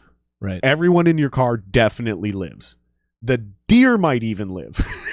Right. That's the craziest thing about it. Yep. But a computer can't distinguish right now fast enough in a split second decision to differentiate between a child or a ball that a child might be chasing versus a deer. Yeah, when you live in a world of zeros and ones and you add the variable of 2, that messes it up. And I'm also an idiot, so I'm probably doing a terrible job of explaining this, but I'm also not like making this up. This isn't just my opinion. This is what the science and the data shows that the problems with AI currently are. Yep. Like, this is what has prevented us from going to fully automated driving already. Right. Like, Tesla's shown he can pretty much do it. Yep. But when tested in extreme scenarios, extreme situations that aren't doesn't know how to act. Downtown LA, you know, there are no deer crossing the street in downtown LA rush hour traffic. Right. It's not a problem. That technology works fine there. Fair. But they haven't refined it to get into all these nuanced situations like a suburban road on Sunday where fucking somebody comes running out and you shouldn't slam on the brakes because the pace they're running at, they're going to clear. Something's... And if you slam on the brakes, you're actually going to get rear-ended, which would cause you know what I mean? Like all of those nuanced little fucking things that you know from experience. That's human experience. Yep. And prioritize. There's something to be said about that. And it's that old fucking, you're driving the train car. It's the old dot experiment. And there's one person, and I'm probably going to fuck this one up too. There's one person that you're definitely going to kill here, right? Or you can switch the track from within the train for some reason, but you can't stop it. Right. And you switch tracks and you might kill 5 people. Yep. Which track do you go down? Right? This is a thought experiment which could take you months to solve. Right. But it's something you have the ability to consider beforehand. Yep. AI right now doesn't have that ability unless it's pre-programmed to make a decision. Yep. That's the problem. Is right now computers can make decisions faster than humans can, but only if they're pre-programmed to do so. They can't truly think on the fly quickly and still make the best possible decision. I think that's just not a thing yet. I think that's the beauty of humanity, though. It is. And that's what's scary about that fucking quantum computing shit. To finish up answering your question is like, do you think we're in a lull? Yes. And that's why, however, we are this fucking close to cracking the code on that. I know. Between that and like the fucking human genome shit they're doing. Right. I think that's what kind of scares me a little bit, you know. I don't know. I honestly think the whole thing's about to come crashing down. Like, I believe in God and shit, and I think one of the reasons, possibly, and I use this to rationalize why we haven't had a kid yet, or she hasn't gotten pregnant yet, is maybe God is saying, like, now's not the time. I believe in that, because it's all gonna die. I believe your kid won't make it to 12, dude. I believe in that, though, and I feel bad if everybody. I didn't mean to freak out anybody who has kids right now, but I'm like, that's in the back of my mind, you know. And it's like, what if that is it? How can it not be? Like, hey, man, I gave you guys till 2020 to have kids, and they would have some semblance of a decent life, but for these people, I'm pressing pause because if any of y'all have kids in 2020 or later, they're all going to be fucked. Yeah. You know what I mean? I've known but and I can. That's insane. That's I can speak to this personally. Is, you know, my wife's relationship prior to me, they were really trying really hard, and they didn't have a kid for 5 years, and they never had one. I come along, and all of a sudden, oh, you have the super sperm. That's what it is. That's not it. That's not it. So his was active. Did she have a test and all that? Because he's often married to and has 2 kids.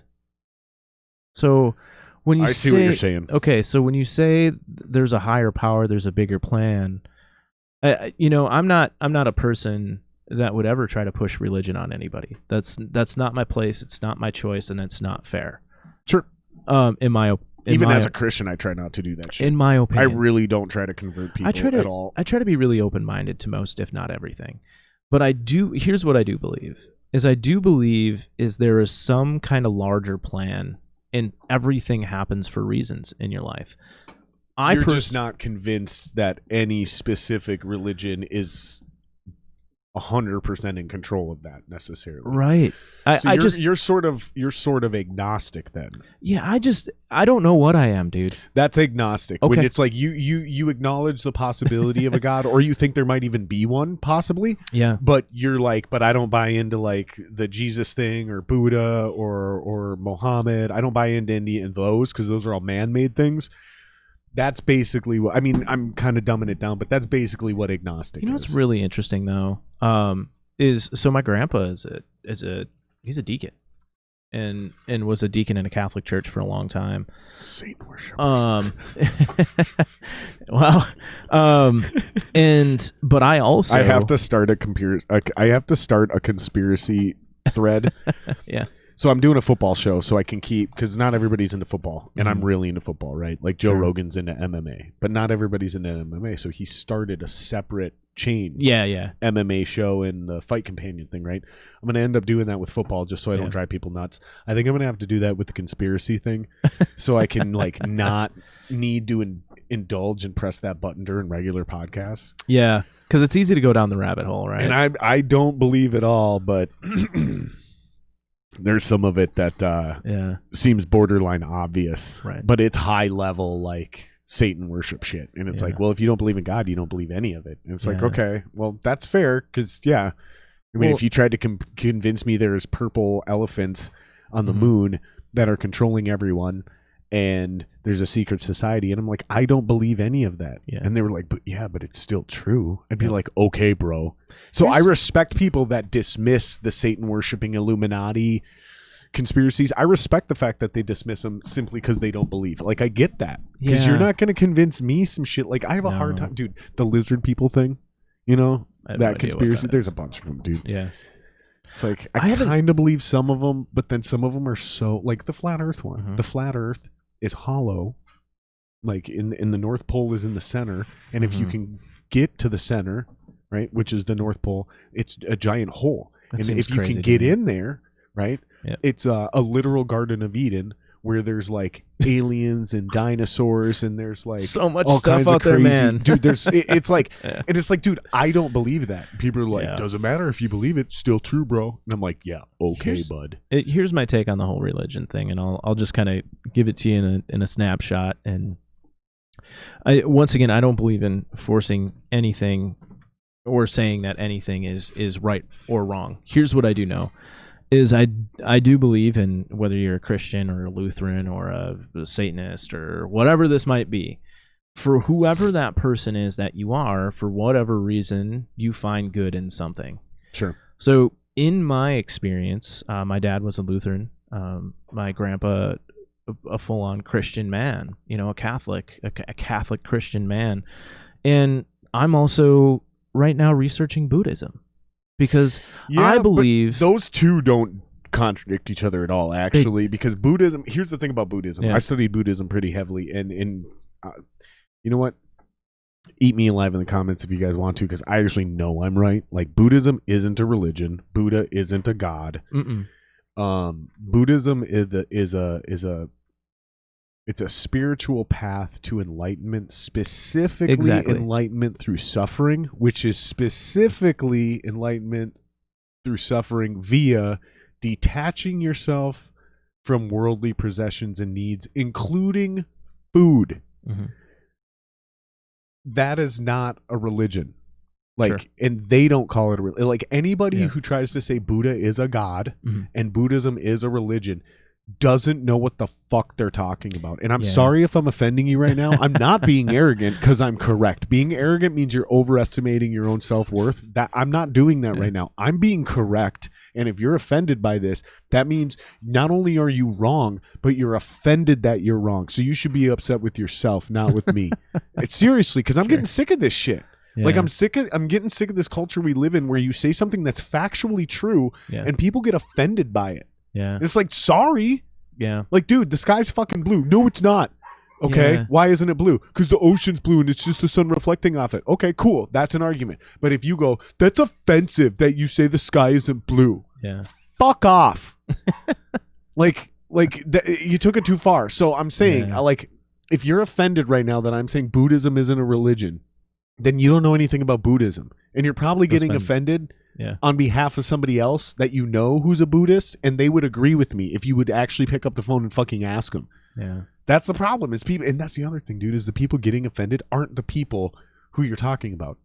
Like, you make like what I just said. I would no Buddhist would be offended by what I just said. They'd go, no, that's 100% correct. It's not a religion. Buddha's not a god. It is a path to enlightenment, specifically through suffering. And the way we do that is by detaching ourselves from everything of this world. And the reason I said that is because Jesus studied Buddhism. There's an entire missing book of the traditional Bible where he migrated on a pilgrimage all the way to China and back and studied Buddhism. And it regularly talks about him in the modern day Bible, about him meditating, which is not something that the Jews invented. The Jews nor the Christians invented meditating. That was a Buddhist thing that cross-pollinated as Judaism spread east and Buddhism spread west. So they don't contradict each other. I don't think so. But a lot of traditional Christians will tell you that's the devil's work. It's weird that those are the devil's words that Jared's speaking right now. That's Satan right there. That's Satan telling you it's okay for you to study other religions. No, because I just said it's not a religion. Right. And most of what the fucking Jesus says if as far as about like detaching yourself from this world and being of his world and God's world and all that stuff is from Buddhism. It's maybe to finish my point on this. Sorry, I'm going on a rant. No, it's okay. I've had 7 sips of beer. No, it's for me, it's about finding the good for you that helps you be a better person. Right? Yeah. I think that's where it is for me. And that's what any kind of religion means to me. Like, the qualities that my grandpa exudes, the good qualities that he has, I believe is a good Catholic Christian man. And I want those things to wear off on me. Some of the readings that I've been doing on Buddhism and some books that I've picked up, and I'm not necessarily a person to go around and fact check everything and try to go one way or the other. There are people like you in this world that do that for us, and I'm thankful for that. I don't. My method is this. This is my method, or whatever that might be for you. I prefer, because you sound way more intelligent than I do when it comes to understanding facts. Well, here's the thing: is I will study certain things that I'm interested in. But my preferred method for pretty much everything else is to speculate heavily with zero follow-up and then just wait for somebody to make a YouTube video later. Like, that's basically the method of my life. But like, for real though, like I'm pretty much a moron on everything. But you sound smart. There's a couple things I really know in detail, and that's when I throw down like that. That's when I'm like, no, because I actually know what I'm talking about this time. You spent some time on that one. Every other time is what I'll do is I'll be like, I don't actually understand the details of this, like the quantum computing thing. Yeah. That's a great example. Like the quantum physics and the quantum. I don't actually understand the details of it. Very few people do. Right. But I understand the concept. That's good. And the concept of all this quantum shit, whether it's computing or physics, is that once we get that nailed down, right, that technological low we feel like we're going through, right, we're gonna have another, and it's gonna be the golden age of scientific like invention. Yeah, like that's, I don't know if fucking Elon Musk is really this close to this Neuralink thing he's got going on. Yeah. But I bet you my ass that if it is gonna work, it's because he figured out something to do with quantum computing that no one else did. Yeah. Or if it doesn't work, right, it's going to take that quantum computing shit to make it work. Right on. And I'll save it for another podcast if people are confused about what quantum computing is. It's very, very hard to explain, but the easiest concept is like you said, it's either on or off, which is a 1 or a 0. Mm-hmm. Well, you introduce a 2 and oh shit. Yeah, and is really what it is like a 0, a 1, a +1, or a -1, which is a 2 in that case, right? It just adds another layer, which allows them to compute insanely more variables. Right. And that once you can start, and that's the problem, is with a 1 and a 0, you can only consider so many variables without your chain code going so obnoxiously long that it's no longer fast. Doesn't make it. Yeah. Right. Yeah. Like, because you're talking about decisions, not just calculations. Correct. And that's the difference there. Yeah. But no, I understand the concepts of a lot of things, and that helps me to be able to have these conversations and hold par with people of all walks of life. Sure. But dude, here's what I have a semi-decent memory. Yeah. And where my IQ is high is concepts. Yeah. Like I have this incredible ability to hear something and actually understand it, but the way I understand it is because I actually truly understand something else, and there's a direct correlation, and I draw those connections on my own. You can put those two things together. Yeah, and I used to do that shit in school. I used to drive my fucking teachers nuts because they'd be trying to explain something, and I'd be like, oh, so it's like WrestleMania. So it's like when this dude did this and this dude did this, and they'd be like, I don't watch wrestling. It's almost like you live in a world of analogies. That's exactly what it is. That's exactly what it is. It's awesome. It's literally exactly what it is. Yeah. So I'm very well versed on a lot of concepts. Very few things actually confuse me until you get into the nitty gritty details where you really need like years of experience and expertise to where you can really nail it, especially on something like quantum mechanics, quantum physics. Like all that stuff is mind-boggling to me. Even the experts barely understand about it. Like most of it's thought experiments, you know? Like they have a bunch of fucking... we'll just stop there. Yeah. So to finish that up, man, I just, that's where my belief of like, I believe there is... Oh yeah, the fact checking thing. I'm just not... No, it's... I will fact check some motherfuckers though. Yeah. And that's okay. For me, though, only because I've been duped. Yeah, that's the only reason I fact check. Swear to God, is because I've been directly lied to and convinced, and then believed that to be true, and then I actually said that to someone else, and then made a fool out of myself. Yeah, that's the only reason I ever started fact checking. Right, is because I'm the idiot who will like take that bad information and turn around and go into another conversation and be like, "Well, I thought that wasn't true because of X, Y, and Z," and they're like, "Where the fuck did you hear that?" Yeah, it's weird. That's why you fact check. It's weird my approach on things because it's very experience based. Here's what I've experienced in my life. Here are the things that I know that treated me really well and helped me get to where I am today. And it sounds like you had some pretty decent people involved with these religions, because all the negative religion shit I hear, Justin, is because people are people and they go, yeah, I don't believe in that because look at this person and this person, or my dad was like that and he beat me and my mom and my wife, and it's like, yeah, but that doesn't really have anything to do with your religion. That's that person. It's funny that I reference my dad as a Lutheran because a Lutheran. He is not one of those people, and but what do you mean he's not one of those people? He's not one of those pretty decent people. From that experience, like, oh, he's like a rough. It's bad. He was a rough dad. Is a rough dad. And what I mean by that is being able to find the good in everything. right? And they're like maybe his religious background was his saving grace. Like without that, he'd have been even worse. Right. Is that what you're saying? I think there are qualities in him that are good.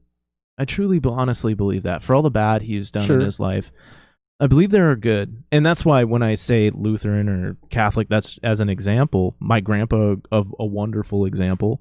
My dad, a not so great example of what a good Lutheran would look like, but had qualities. And then my recent discovery in meditation or Buddhism or mindfulness, just being present, that's where I say, I just believe there's a higher power. I just believe there's something that is making decisions. I'm doing the best that I can with what I know and what I have in the based off of the experiences that I've had. What about excuse me. And how but some things that have happened to me were really crappy, and I didn't deserve that. And that's me being a good person. You know what I mean? Yeah. So that's why I believe somebody else is steering the ship, and I just got to be the best person I can be for me, and the best person I can be. Now, did you get others. that mindset from religion, or no, did you just kind of develop that on your own? See, that's what I think is interesting, and that was just intuition. That's why I think there's so much validity to a lot of these spiritual teachings, whether it's an actual religion or Buddhism or any of these things. Is like, and that's one of the reasons I believe in psychedelics, is because if you do enough of this, which is what would you call it? Spiritual soul searching, I guess would be a good word for it, right? Yep. If you do enough of this over time, meaning your lifetime, if you spend enough hours through your entire life. So you do this sort of introspective soul searching when you're a kid, you do it in your 20s, your 30s, all the way up till you're dead. Almost everybody comes to the same conclusion, which is like, there has to be something in control of all of this. Right. There's no way. It's definitely not me. There's no way this is all random. like whether you're a hippie who doesn't believe in God and you do mushrooms. Right. Or everybody's first mushroom trip, they go, dude, it's all connected, man. Yeah. Because you see it, you feel it, you go, holy fuck. And then science, hundreds and hundreds and hundreds of years, comes out. Mm-hmm. And when I'm saying this analogy, I'm talking from like ancients who did hallucinogens and were trying to tell us, no, we're all connected. Yeah. We're all the same. Right. And then science comes out and shows us hundreds of years later, everything is made of the same stuff. It is. So like I'm made of the same thing as this table, believe it or not, as the TV, believe it or not, as the camera, right? That this is being recorded on, the computer that is recording it, as well as the computer or phone that people, it's all made from the same shit, which is the same shit that the earth is made of, which is the same shit that the stars are made of. So like, it depends on how much hallucinogens you do, when you do them, who you do them with, what type of trip you have, all those things. But you will eventually start to come to some of these same conclusions. Mm-hmm. And it's like everyone can't come to the same conclusion over generations. Right. And all of them be wrong. Like I refuse to believe that when we die, nothing happens. I refuse to believe that. Yeah, that can't be the end, dude. It can't. It can't because it just doesn't no one actually believes that. The only people that believe that are people that are religiously obsessed with math and science. With the idea that becomes its own religion. So now you are religiously and spiritually like concreted in this idea that nope, you die and there is no soul and nothing happens. That's as strong as a religious belief as heaven or hell. Because you have no proof of that.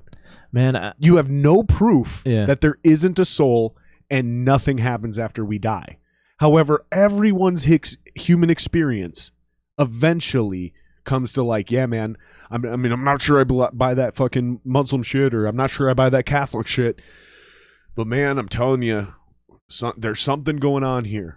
There's somebody piloting the plane, whatever. Like, and obviously, you guys, I'm painting with a broad brush for the listeners here. Like, I'm not, when I say everyone and no one, I'm not speaking literally here. Yeah. And there's obviously exceptions to the rules, but there always is. But I also believe there's very few bona fide atheists. That's what I'm really getting at. Yeah. Like atheism is a very narrow bandwidth of human consciousness. Right. I think truly the majority of us are agnostic. Truly. But we were raised in a religion, so the majority of us identify as some sort of religion. That's why you see like Christianity still really the most popular religion in the world, and then it's the Muslim religion. Yeah. It's like, well,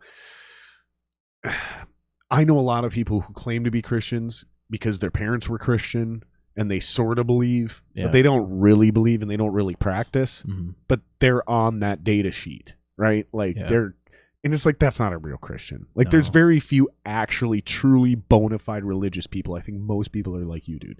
I think most people believe in everything you just said.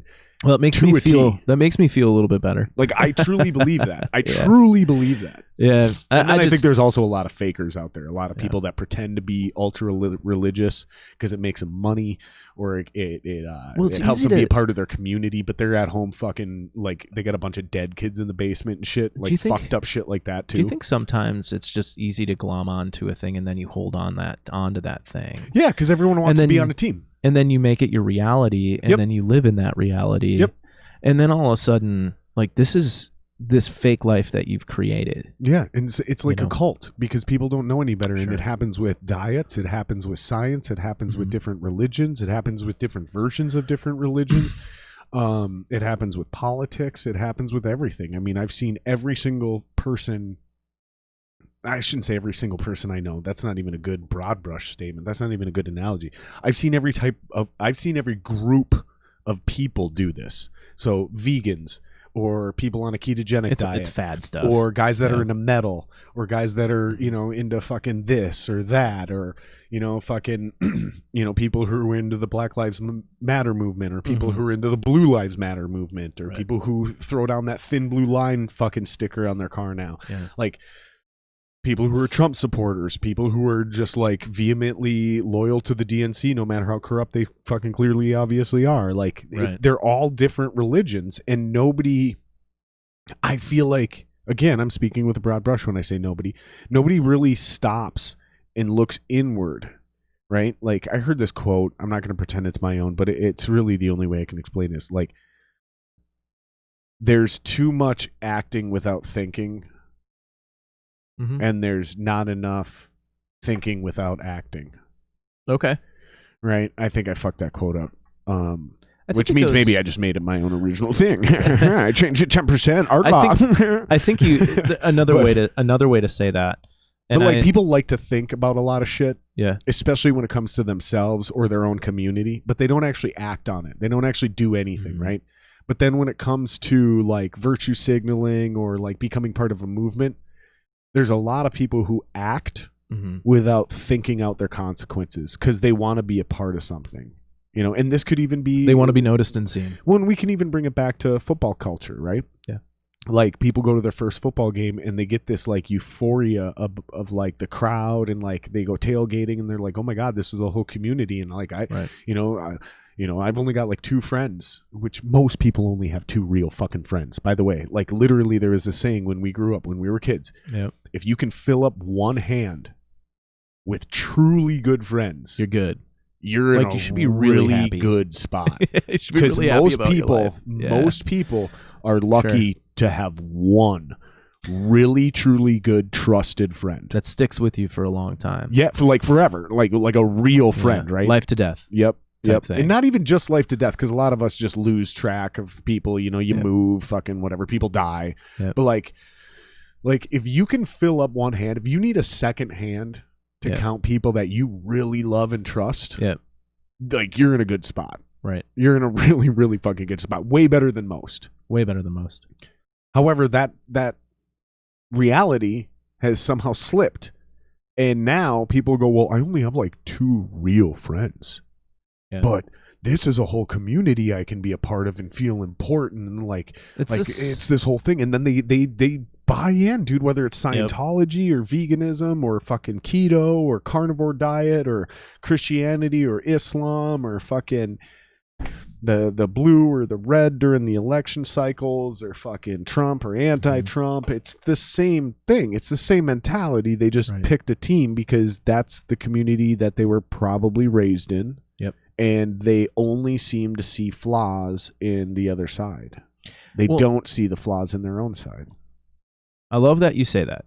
And I think the additional add-on to it, I'm going to add on to that if you don't mind, is people, in my opinion, a lot of times we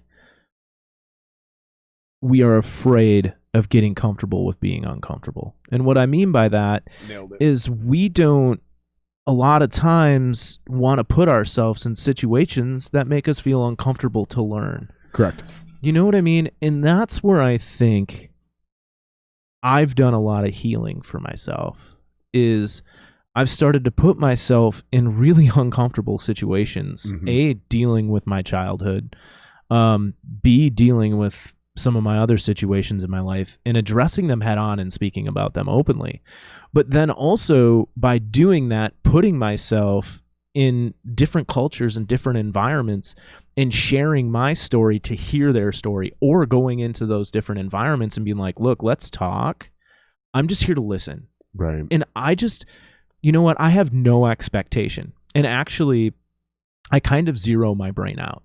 Like, interesting. I hit a zero. And I just like, Justin, you're hitting reset right now. And my only intent in walking into a lot of experiences that I have that are really uncomfortable for me now is I zero out and I have no opinion of anything. I don't have an opinion. And what it's allowed me the availability to do is learn. Right. And learn a great deal. But I think sometimes that's really challenging and hard for people, because you don't want to be uncomfortable. You feel safe. It's like going home to your couch and sitting on that blanket that you know so well, or sitting on that couch that you know so well and picking your favorite blanket and covering yourself up with it, and what that does for you.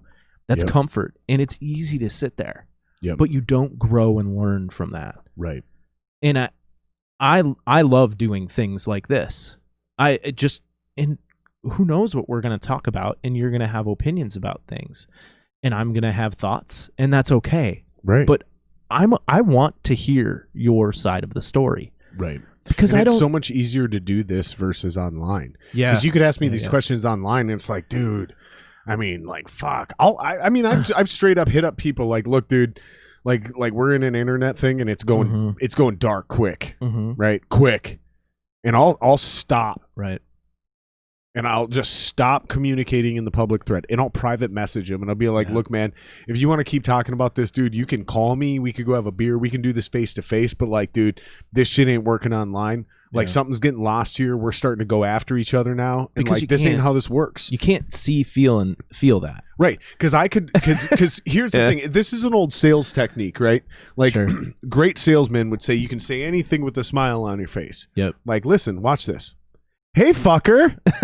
Oh, now I watch. like you. Now watch. Hey, fucker. Now you're mad at me. Right. I said the same thing. Right. Now here's the point: is my tone of voice changed, the facial expression changed, my body language changed. But guess what didn't change? The words, including the comma placement. Sure. That will never work online. Right. So you got to be careful making points online. Right? You got to understand, and I'm horrible at this. I'm literally the worst. I'm a very great verbal communicator, right? Yeah.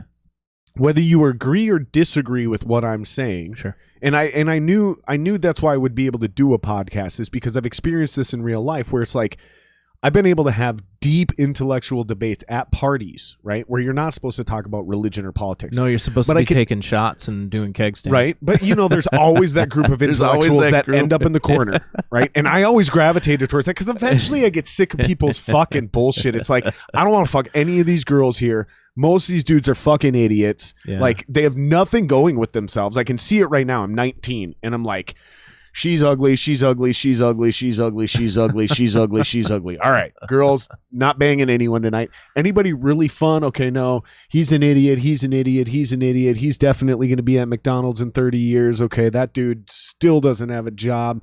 Okay, that dude still lives with his mom. Like, I'm not into any of these people.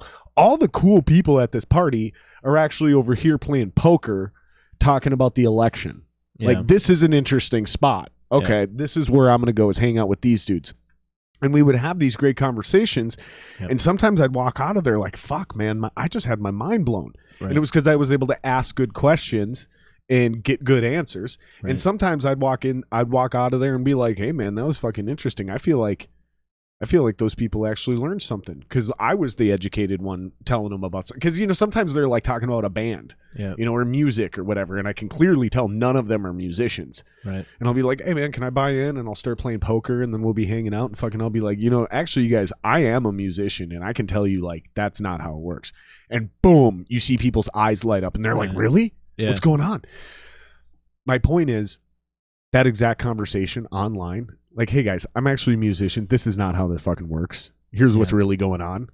And then it's, oh, really? Yeah. You see what I'm saying? Like, everything changes online. Yeah. Everything. Because there's no humanity. There's no humanity. There's no humanity. But once again, I think that goes back to our our earlier discussion around AI, and the scariest part about it is you're ripping humanity out of things. And I don't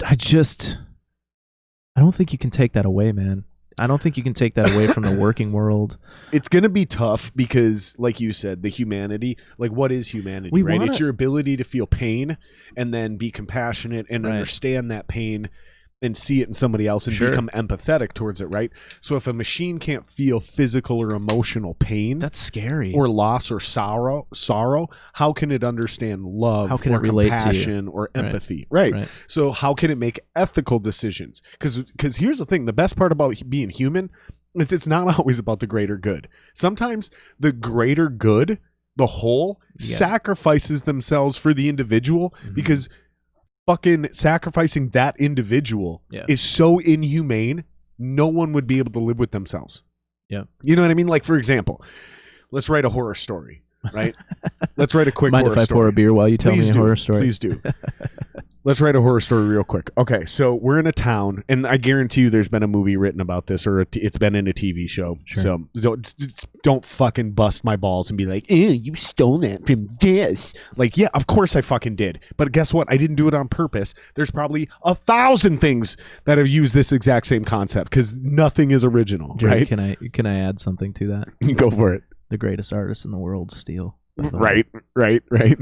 Well, let's say this. There's a town. Mm-hmm. And there's some beast outside the town, and once a year it has to eat, and the only way the town can live is by sacrificing one person. Okay, well, you immediately go, okay, maybe here's where most people's thoughts immediately go in this thought experiment. Okay, well, maybe the town's big enough, maybe the town gets together, maybe the town, you know, the most elder person just automatically sacrifices themselves every year. You know what I mean? And fucking you figure it out, right? Sure.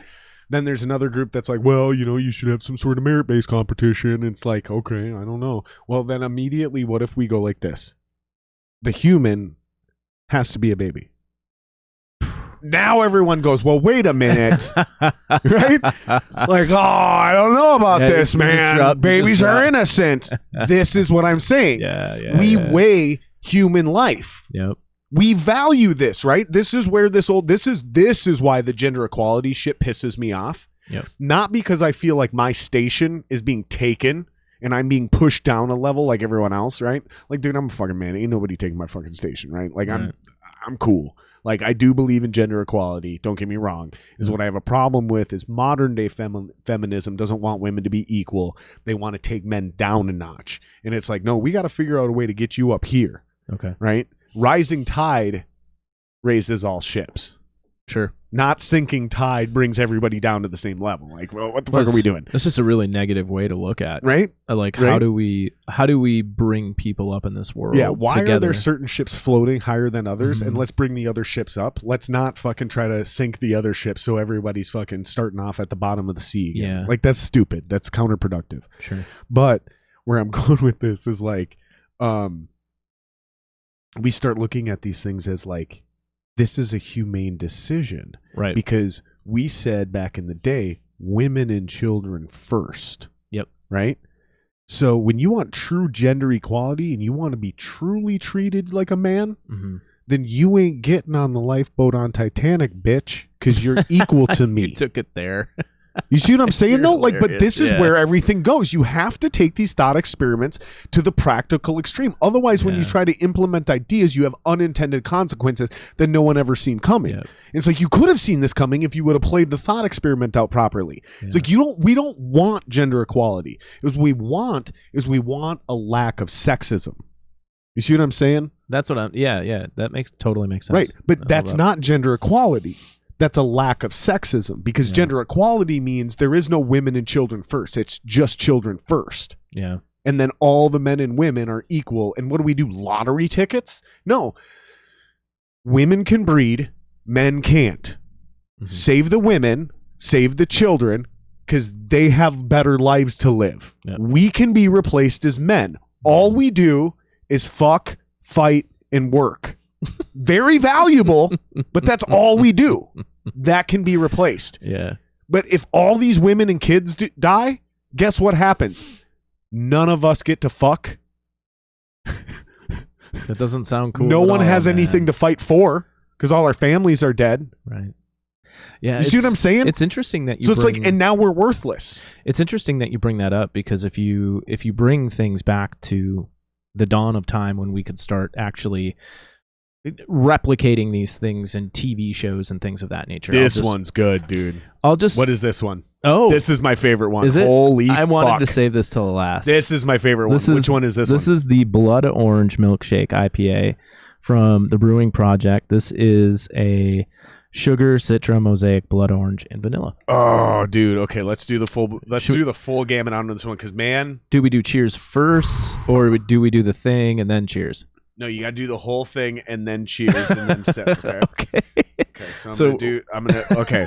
You do it in any order you want. Okay. But I'm gonna do my little spinny. Do the spinny. Right? And is what I'm looking for. And if you're actually trying to do this for real, you bring it up to the brim. Okay. And then you pull it back. Wow. And then you look and you try to see, like, you can actually see a different, you probably can't see it on mine, but if you do it right, you can actually see the glass, the alcohol, foam, beer in like a layer, right? Oh, wow. I've never actually done that before. And that actually means something. Well played. I just can't remember the significance of it.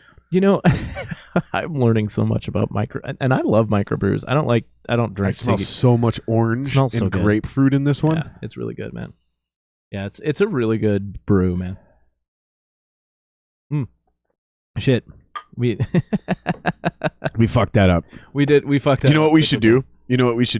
We should figure out a way that you and I go to, like, I don't know, somewhere where it's like famous for food and wine, like France or Italy or something like that. And just like completely fuck up all of the traditions. Just mess it all up. Not on purpose. But we're just gonna do it. We can't even get drinking American beer properly. No. Damn, this one's good. This one's like drinking a mimosa. It's really tasty, man. It's really good. These milkshake IPAs are the shit. Before I forget, Fair State made one. Yeah. And the motherfucker was pink. Really? Swear to God, dude. Huh. And it was like, I don't remember what was in it, but they had like almonds. It literally, it was the craziest fucking run. It was almonds, all this other crazy shit, and it came out pink. And it was a milkshake IPA. And I'm telling you, dude, it was so fucking good, and the alcohol content was so high. You drink like 2 or 3 of these, and you were like, good. You were like, goodbye. You were like, so I could afford to buy that. That's funny. Yep. I could actually afford for us to go. No, I'm just kidding. I'm not that poor. Jesus. Jesus, Justin. You're killing me. But back to the original point, I think when you take a look at like these old TV shows, or these TV shows that are replicating old times, like the Vikings, it always comes back to family, man, and why we were fighting since the dawn of time. It's crazy to think about. It was food and resources. Food, resources, and family. Yep, land. And land. Yep. It was really that simple. Yeah, and really is what you can boil those things down to is nowadays those things are symbolized as money, right? So it's That's crazy, dude. Because resources are what makes money, right? Yeah. People are what makes money. Land to do all those things on and find all those resources and manufacture all that shit. It boils down to money. So now, like, it used to be boiled down to straight up resources or greed. Like sometimes they just wanted to control the world. Like there was certain leaders, there are tyrants Genghis in the Khan, Alexander the Great, Napoleon, Hitler. They just straight up wanted to conquer the world. They did, right? Yeah. They had one mission. They didn't start wars over care. money or resources. They didn't care. They wanted to conquer. They wanted to be the most powerful human being in history. They wanted to see how high they could take it. Yep. You know what I mean? And nowadays, you don't see wars being started over just wanting to dominate. What you see happen is you see athletes and musicians and comedians. I want to be the greatest of all time. You know what I mean? Yeah. Like musicians do that. Like you hear these so think about being Hitler. When Hitler was born, there was no TV. Right. Sure. Radio was maybe not even a thing. If it was barely a thing. It was when on he was born. It was born. When he was time. born. Yep. Right. So like your only ability to know anything was through stories. Wow. Potentially books, right? So all the heroes were conquerors. Even before that, it was etchings on the wall with stone and the only people, and statues and shit. So the only thing you knew about anything was through stories of histories and just simply the greatest people. So if you had an ego or a lack of an ego and you wanted to be remembered, all the way up to when Hitler was born, the only way to do it was to be a conqueror, really, right? Or Shakespeare, or fucking Beethoven, sure, right? But again, we're talking about a very narrow field. Like maybe Hitler wasn't a musician, right? Maybe he wasn't even into music, right? Alexander the Great, same thing. Maybe not into music, fucking pre-music, right? He's Alexander the Great. Beethoven doesn't exist. Fucking, you know what I mean? Like Michelangelo doesn't exist yet. Nobody exists. Right. There is no way to be famous. Yeah. There is no way to be the man. Yep. So he grew up hearing about legends of great warriors and kings and generals. Those were the only stories. That was the news. There was no news, right? Like that was everything. Yeah. So you found inspiration in your folklore. So it was like Hitler was the last dude who just was hell-bent on world domination single-handedly, right? Yeah. As soon as radio and TV became a thing, we then all of a sudden had athletes and musicians and all this other shit to aspire to be. So now we can want to fucking conquer and do all that shit everywhere else. And now modern day wars are really only fought over just straight up money. So just legit caused a distraction from people wanting to be world conqueror, from people wanting to be conquerors. It was like little mini versions. Yeah, I think it just allowed you to be a non-destructive conqueror. Wow. Because nobody would ever look at never Michael Jackson now, but like think about Prince. Right. No one would ever accuse Prince of being a destructive conqueror. Right. Elton John, Michael Jordan, exactly. Elvis. None of those are destructive conquerors, but every single one of them set out with the mentality: I want to be infamous, the best of all time, the best there is, the best of all time, and I want to be known. That's way crazy. Beyond undead. So I guess the question that kind of comes up then, it's either that or generational wealth. Like you're obsessed with your grandchildren being wealthy. Like it's like those were the only motivators. Was either wealth or fame. So like, and really still to this day, if you really think about it, those are the only real motivators in this world are wealth or fame. Like you're either you think so? Yeah, I mean think about it. You think like from a global perspective. Yeah, yep. And I'm oversimplifying. I'm bringing everything down into two funnels. You're broad stroking. But like I believe, and I'm thinking this through. Right now I'm not preaching. No. I'm not quoting anybody. We're kind of borderlining on a thought experiment right now. So yeah, this is kind of what I'm saying is like I guarantee you, as I'm thinking this through, I'm willing to say I guarantee that I could make an argument for every single motivation for anyone to do anything in this world is for either fame or fortune. I'm willing to make that bet, except spiritual paths like Buddhism, right? And like altruistic paths like that. But I'm talking about like main shit. And even if you're like, dude, I just want to be a plumber and take care of my kids, boom. Fortune. That's it. You want to make sure that your kids are financially secure. That's why you forego all that other shit. Exactly. It comes down to wealth. Like Kevin Hart is doing it for both. Kevin Hart talks about building generational wealth. He's obsessed with his grandkids being millionaires. But it's interesting what drives that discussion though, right? Because it's if it wasn't for his upbringing, what he's trying to do, and this isn't arguing about it. This is in Kevin Hart's mind, like in his experience, because he grew up poor, grew up in a bad situation. His approach to what he's doing and what he's trying to do is to hopefully people don't have to. And I think there's something to really think about here, because there's genuineness, because I truly believe Kevin Hart is a genuine person. He's a genuinely good-hearted person. He's doing things for the right intent. I think the byproduct... What is that intent, do you think? Because for me, it's no matter what it looks like, it's all selfishly driven. That's crazy to think about. I believe that no matter how much he's helping other people, it always comes back down. Because my buddy Kevin and I, he just moved in. Yep. I talked about him a lot on the podcast.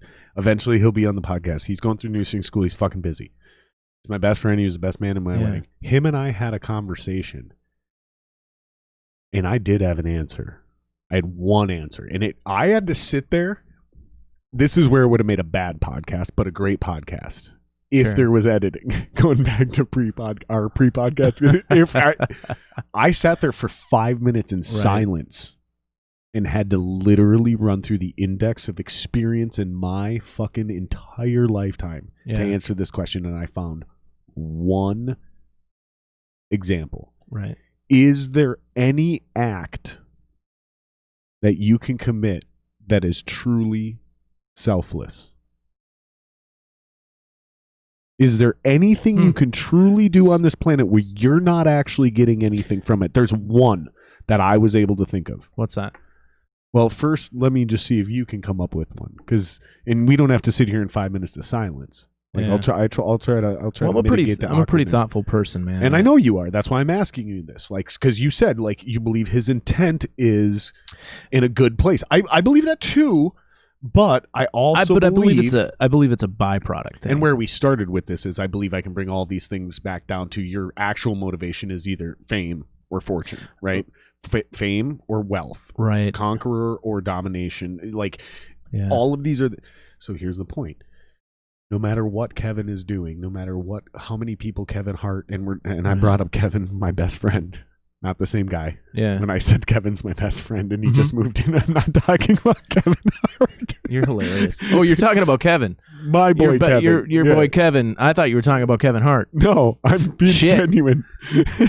my best friend, the best man in my wedding, Kevin, just moved in. We happen to be also talking about Kevin Hart. Mm-hmm. But I had a conversation with my buddy Kevin recently in the last few months about this. We were kind of running through this, and I don't remember who came up with this question.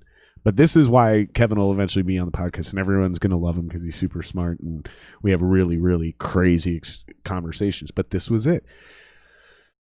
No matter what Kevin is doing, he's still getting something out of it, right? And you'd be like, oh, well, I'll fucking, like, if I'm helping a homeless person, like, I don't get anything out of it. And it's like, well, do you feel good when you give a homeless person money? And I see what you're saying. Well, I feel good. Okay, well, that's a motivation. So it's not 100% selfless. Yeah, I think. Okay, I see where you're going with. There's some, even if it's 1%. I think for me, and I'll speak from my perspective on this. My experience around selflessness is, I think the definition and the way that the world perceives selflessness is misunderstood. And here's what I mean by that. Is you can do something selfless. And I believe that... Other than my camera work, by the way, this is a great podcast. I believe that selflessness is subjective. And here's why I say that. I believe... Interesting. I truly believe it is subjective. So what is selflessness? I truly, I understand you just said it's subjective, so your definition will be subjective, but I believe it is based off of your own personal experience and what you believe selflessness is for you. See, and how I was able to only come up with one is because I don't think like that. Okay. For me, true selflessness is where you don't get anything out of it. It's an actual sacrifice. Like true selflessness often ends in your death. And that's, but see, like jumping on the grenade. Right. Sacrificing your life for somebody else. But that's subjective. Right? Like you don't get to reap any benefits from that directly, right? Like a true hero, like a war hero, right? Right. They're dead. They don't actually get to experience any of the glory. And trust me, I don't care who you are listening right now. If you're actually willing to sacrifice your life for somebody, when you're about to make that decision in the heat of the moment, the last thing that would go through your mind is people will write songs about me. That's not how it works. Like that's heroes. No, that's not how it works. True heroes that are actually making a truly selfless act are doing it out of impulse because they know it's what needs to happen. Okay. Whereas like a man who heroically runs into battle knowing if he dies gloriously, they're going to write songs about him because he's sacrificing his life for his troop. That's not a selfless act anymore. That's super selfish. Like you're doing that with a motivation to have a song written about you. You fuck. The intent. Like, right. Yeah. The only example I could come up with is a mercy kill because I've experienced this. That's crazy. I stumbled upon an injured animal and it was suffering in the woods. Okay, it had been injured. It had been attacked by another animal, and it was dying slowly. And it must have been chased off and gotten in the predator must have gotten in chased off and gotten in a fight with another either scavenger or predator. Something had happened because, by all intents and purposes that I could show, like this animal was clearly attacked by another animal, and it should have died quickly and should be half eaten. But instead, I'm watching this animal and it's suffering. You took care of it.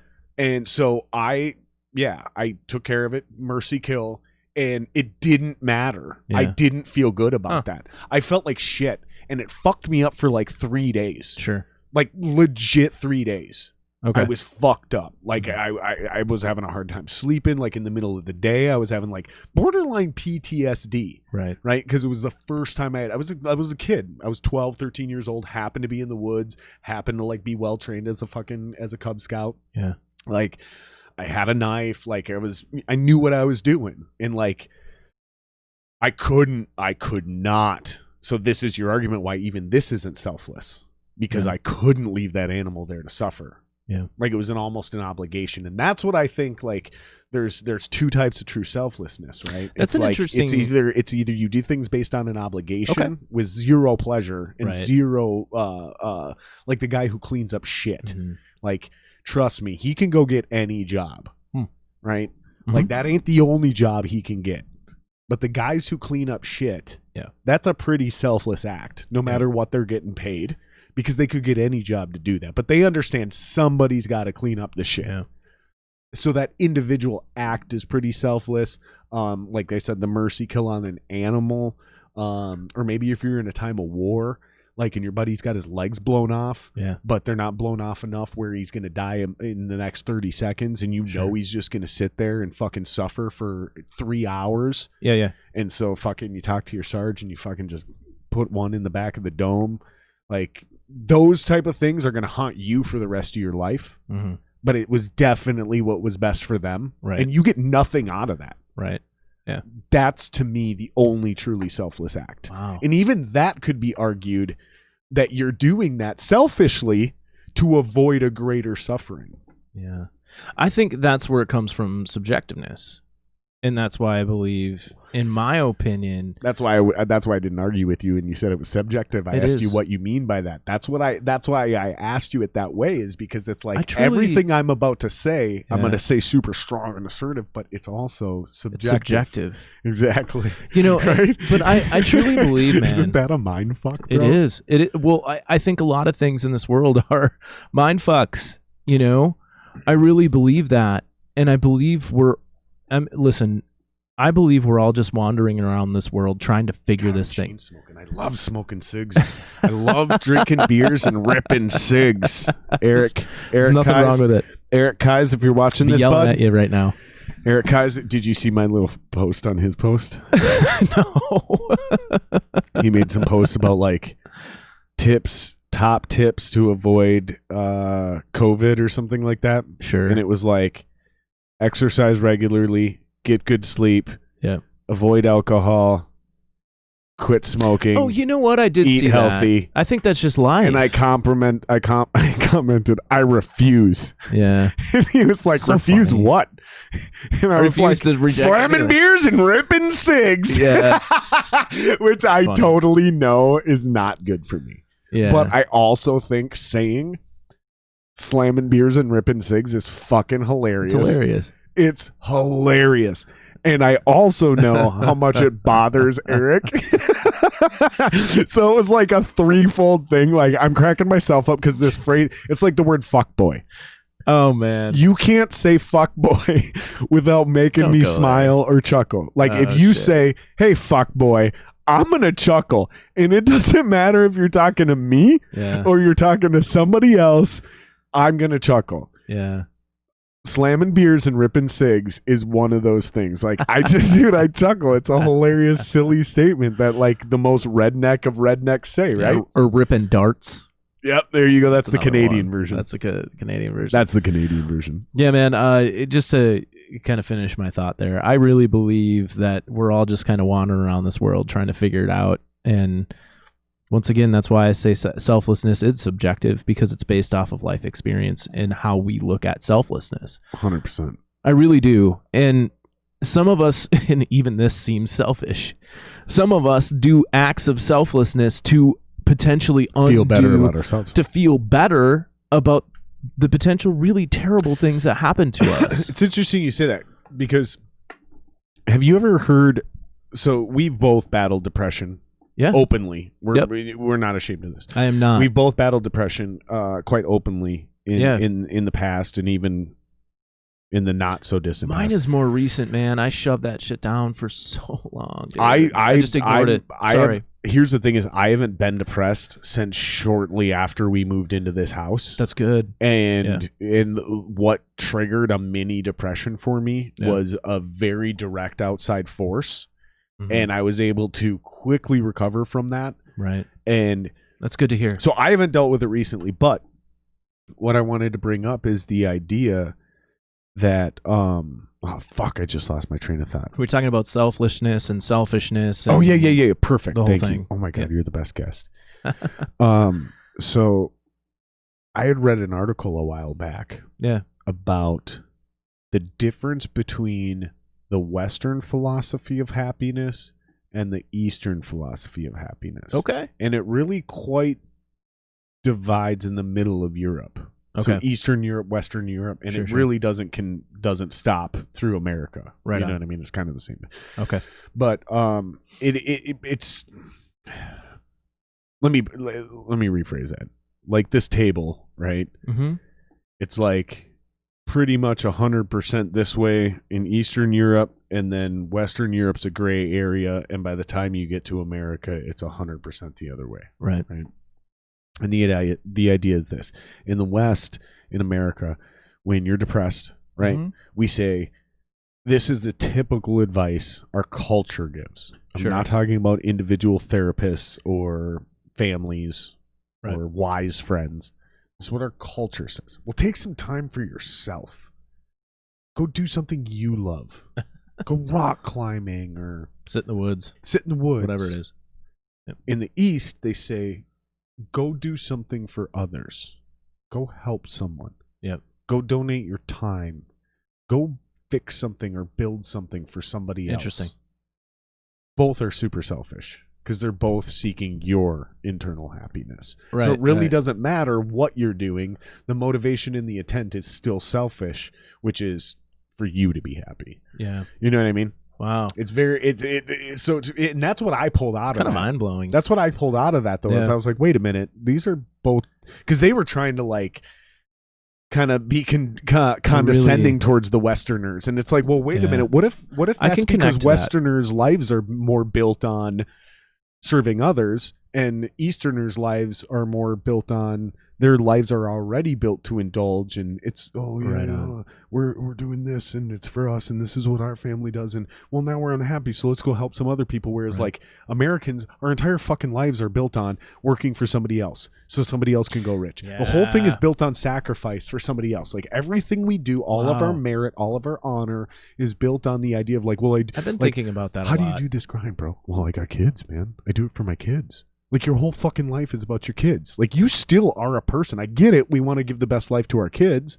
I was kind of on the opposite spectrum of that. Like my parents kind of put themselves first, right? But I think there should be a balance there. It's like, you know, you're still a person and you need to maintain your mental health. Otherwise you're no good for your kids. This is gonna sound really corny and cheesy, but I believe it's true. How in the hell can you take care of others if you can't take care of your damn self? I don't think that's corny or cheesy at all. I think it's reality. And I think that is reality. And I think that's military shit too. Yeah. Like, dude, if the general is losing his mind, he can't direct his team. Or you think about Navy SEALs, the way they train, right? They kick the shit out of themselves because the time is going to come when you're going to have to make a really tough decision. You're going to have to make a really tough decision, and you need to be alert and you need to be there. And you can't have the excuse of saying, well, I just didn't feel good that day. Right. You don't have that. You don't have that, and that leeway. And you need the mental and physical conditioning to be able to still make that decision on point. On point. So even Navy SEALs get time off. They do. Absolutely. You know what I mean? That's what I'm saying. Right? You have to make it a priority to take care of yourself. No matter how badass you are, you still need time to rest. But see, the thing that's crazy about it, and I don't know about you, but I was raised this way. Justin, don't you fucking cry. Don't you fucking cry. Oh, no, I wasn't raised. Right? I was raised, oh, you're crying? Pussy bitch, you faggot. Right? Like just the worst words that you can ever be told as a 5-6-year-old kid. Is that from your parents? That's from brothers? That's from my father, man. Ooh, that's rough. That's from my father. That's how I was raised. That's old school. Right. See, that's my parents. So parents. here's the mental problem that comes not my with literal that. parents, but here's the mental problem that comes with that, and this is what for me led to depression. This is what led to my downfall per se in 2018 when my mind, my body, and my spirit gave up on me. It just said, Justin, you push this stuff down inside for so long, and you were He-Man. You just powered through, and you never talked about anything. You never dealt with anything. Which is common in musicians and comedians, dude. Common in musicians and comedians. Very common. But you look at it, and the tough guy mentality, it's not real. It's not real. And it's in my opinion, what I experienced out of that for me is it's not real, because you need to be able to say, I'm having a hard day. Whether you're a woman, man, or indifferent, it doesn't matter. Mm-hmm. And you need to say, you know what? I need to take a day for me today. Right. Because if you don't do that, in my opinion, here's what I learned. If I've finally gotten to a point where like I need to say, like I'll tell my wife, like, honey, it's tough. I need time. I need to go downstairs. I need to turn off the lights, and I just need to meditate. I need to lay down. I need to not look at anything. Mm-hmm. And I need to get back to me right now. Because, and it used to be I would hide that because I don't want her to think I'm weak. Mm-hmm. I don't want her to think that I'm not trying to be the best version of myself that I can be. Mm-hmm. It's quite opposite. By me doing that, it's making her aware that, look, he wants to be a better person for me, so he needs this time now. Well, it's interesting how you've chosen to do that, because I agree with the vast majority of what you're saying. I don't agree that you have to allow yourself to be vulnerable in front of other people. I agree that you need to allow yourself to be vulnerable, and you need to allow yourself to have those like breakdown moments. But like when I felt like that, especially over the last 5 years, and I think one of the things that's allowed me to not fall into a bona fide depression again, right? I think really one of the biggest things is I've really been studying guys like Abe Lincoln. Okay. While they were in the White House during the Civil War, and his fucking wife died, and I think a bunch of his kids died, if I remember right. The details of why he went into a depression isn't actually what matters. Right. Yep. Right. So I may be fucking up those details. It was how he processed that. Yeah. And he used to close the doors. He'd like make it through his day, and then he'd close the doors and sit in the Oval Office and just weep.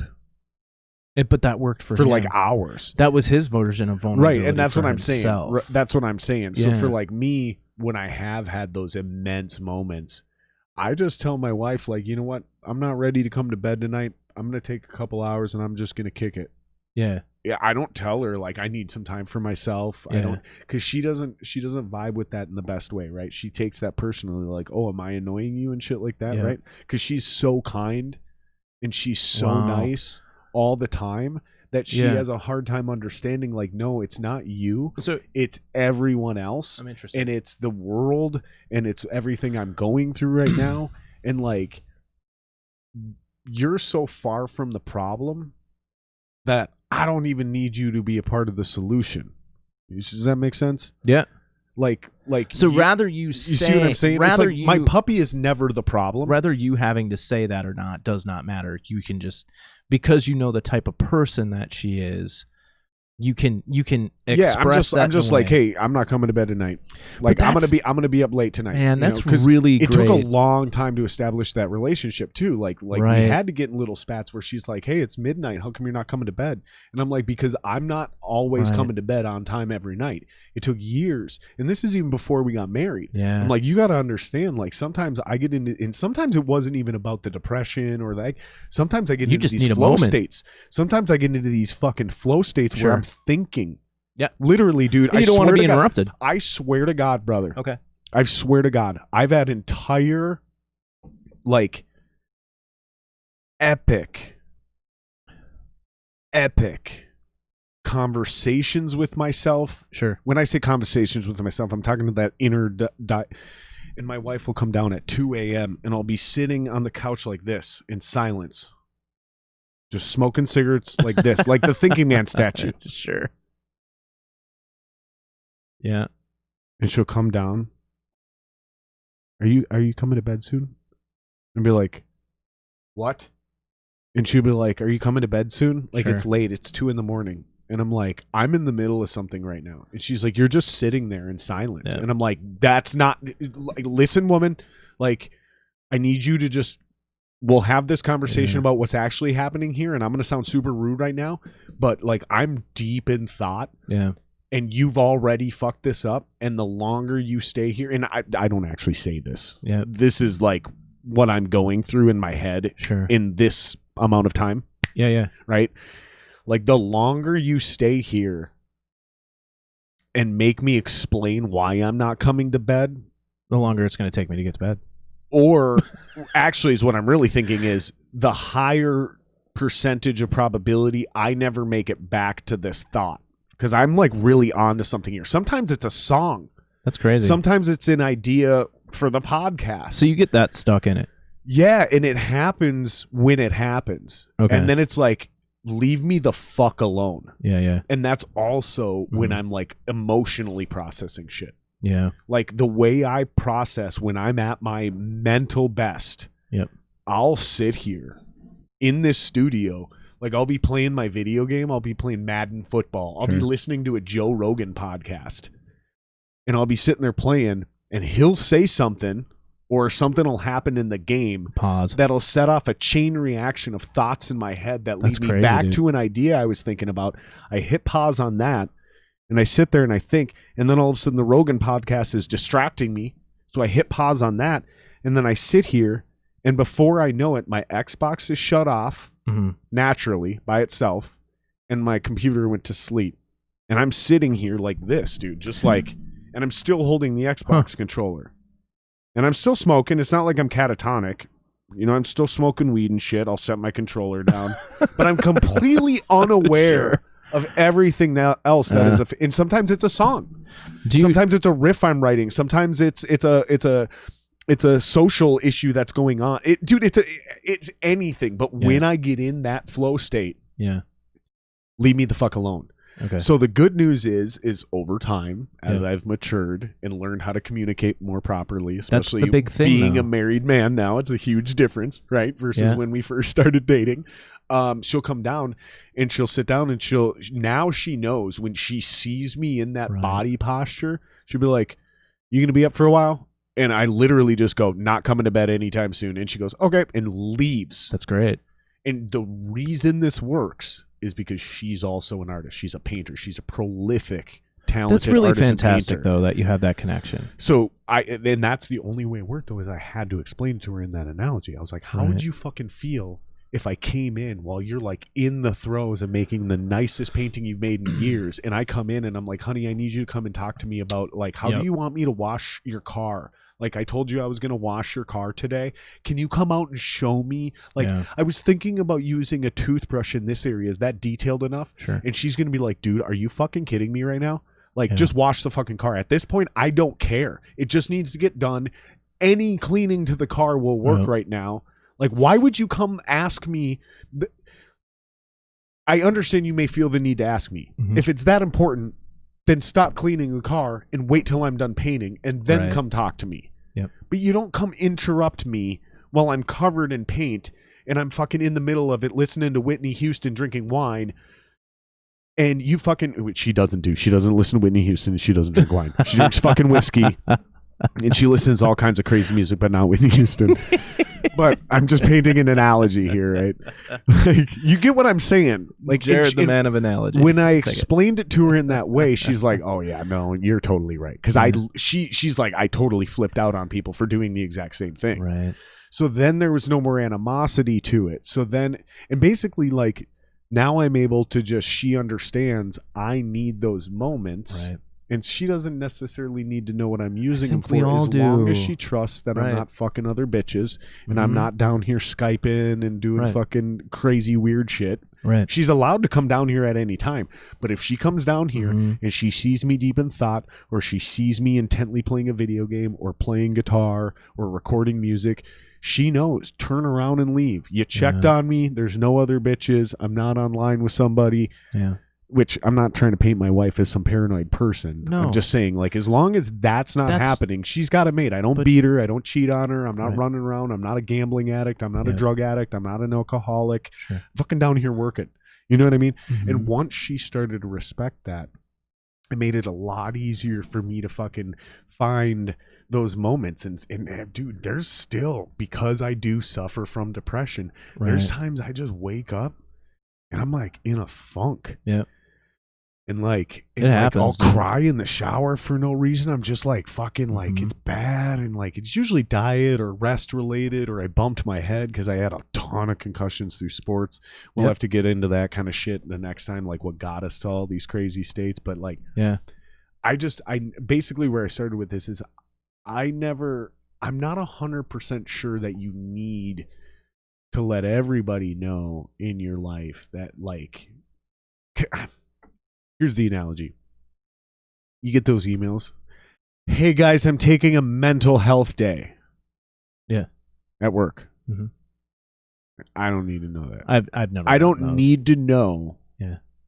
that you're mentally burning out, and you're declaring to the world and your coworkers you're losing your mind and you need to take a day off of work. Just take a fucking day off of work. Yep. Go handle your shit. Yep. Right? Because like I already got my own shit going on. Yep. Yeah. Period. For sure. Like, I don't need to also know that you're also fucked up. Yeah, I think there's a healthy balance. I know there. That sounded super callous as it came. That sounded way better in my head. It's okay. I will give you some grace. But you know what I'm saying, though. It's like there is grace there. It's like sometimes when you're in a leadership position, that's why I mentioned the Abe Lincoln thing, right? And as a father, right? Like, it's not beneficial for the people around you to know that you're losing it. Yeah. Figure out a way to get, and I'm not giving you advice right now. I'm saying this is how I deal with it, right? Like, no. It doesn't help me to show that weakness. No. I think for me, the tough guy thing still applies. Yeah. But I also allow myself to be weak. I allow myself to cry. I allow myself to be depressed. That's where I was going with But this. I still don't show that shit in front of people. That's where I was going with But I this. admit it happens, right? Yeah. So it's still showing that vulnerability. I think it depends on who you show that to. And I also think when. Because there's times when people are... It's all about appropriateness, man. Listen. But if people are breaking down and they're looking for you for leadership and then you break down... Don't do it. That's the wrong time to show vulnerability and show weakness and be like, I'm going to take some time for me. Like, I can't handle this pressure right dude, now. the world is burning around us right now. You need to deal with your shit. And that's what I'm getting at, is because everyone's world is burning down right now. Yeah, I need you to set this aside for a moment. We need to work through this together. That's what I'm getting at. We'll get to dealing with me later. I'm still saying that I need to deal with me. But society-wise, no one's doing No one's doing that. Not right now. The problem that I had is I never dealt with me. That's the problem. Is I always I'll always be the leader. Well, the problem was I never actually dealt with me. There you go. So that's my whole point of this conversation is because it was embedded into my DNA and into my trauma, which I never dealt with my trauma until 2 years ago, 3 years ago, and I'm still working through it. And your trauma, are you still referring to like the back injury? Oh, I mean, that's just everything. It's just my black cloud, man. Gotcha. Right? Like, how do you? I'm one of those cats that like. I'm a glass half full type dude. You've known me for a while. Yeah. And there's very rare times that you've been able to meet me and I'm not like, dude, let's fist pound and have a beer. Right? There's very few times. Absolutely. I'm not a down in the dumps type dude. Well, the problem is I always became the not down in the dumps type dude. Mm-hmm. Well, I never actually, in the stuff that I went through, man. You weren't able to shut it off when you went home. Well, that's the difference. Is you got to be able to shut the switch off and deal with your shit. That's exactly. That's so hard to do. But it's so hard to do, especially when you're known for being the happy guy. Yes, that's why we lose great people in this world. And then your role and your job is to keep everyone else happy. Yes, right. Well, then you become a people pleaser. Yep. Does that make sense? 100%. Then you become a people pleaser. 100%. And that's why we lose people like Robin Williams. Yep. That's what's that? Yeah, because they're like Chester Bennington, Chris Cornell, all of it. So tough, right? But the thing is because we never allow ourselves that space to take care of our stuff. Well, and I think there's also finding value in yourself. Right. Like, again, it comes down to that ego. Right? Self-love, self-worth. It comes down to the ego, right? Which is sense of self. How can you love anybody else until you love yourself, man? And I used to get accused of having too big of an ego. Right. Right. I used to get accused of that regularly. Some people might even still accuse me of that today. Can I share a newsflash with you? Sure. Everybody has an ego. Right. We all have an ego. Correct. And having too small of an ego is significantly more dangerous than having too big of an ego. Because when you have too small of a sense of self, because ego just simply means sense of self. So when you have too small of an ego, your insecurities can be overwhelming. They keep you from progressing in life. Like, for example, having too big of an ego, worst case scenario, you're an asshole and a douchebag and you end up alone. Nobody wants to talk to you. You can learn from that. You can destruct easily a large ego. You can, if you're willing to do it. Small of an ego, worst case scenario, immediately ends in suicide. Yes. That's worst case scenario. Right. Best case scenario, you slowly learn how to build self-worth and build a healthy size ego. It's much harder to build a healthy ego than it is to destroy an unhealthy big ego. I think I said that right, but let me rephrase that in case I didn't. It's much easier to build a healthy ego from too small. It's much harder to do that. Yeah. Okay. We've had a couple beers. I'm drunk. It's much harder. It's much harder to build a healthy ego from too small of an ego, right? Well, than it is to destroy too big of an ego and bring it back down to being a healthy ego. The damage has been done at that point in time. Like if you've beat yourself up too much and now you don't have any self-worth, self-confidence, right? And that's just a really dangerous place to live. That's a huge thing, is because when you have too big of an ego, you have too much confidence, you overestimate your self-worth, right? But that lends itself for you to still be able to meet new people, make new friends, so on and so forth, right? When you have too small of an ego, it's much harder to build up that confidence. Yeah. Because you're still, and that's the point, is like, is what we're kind of saying is like, it's almost like a game of teeter-totter. Yeah. Right? And it's way harder for you to jump and bring that back to balance than it is for you to fall. It's these ups and these highs and lows. It's really easy for you to fall and come back down and then get back to balance. Yep. It's really hard for you to be or if you're talking about a mountain, like climbing up a mountain, you want to really stay at the middle of the mountain. Yeah. Right? But it's really hard to get up there. Right. But when you got too big of an ego and you're at the top of the mountain, it's really easy to just come back down to reality. Yeah. That's a better analogy. No, I love that analogy. But if you have the self-awareness to do that, and I think, the idea of all the things that we're talking about right now is wrapped up in a few different things. I think one is self-awareness. Doing more DMT. I mean, what you said.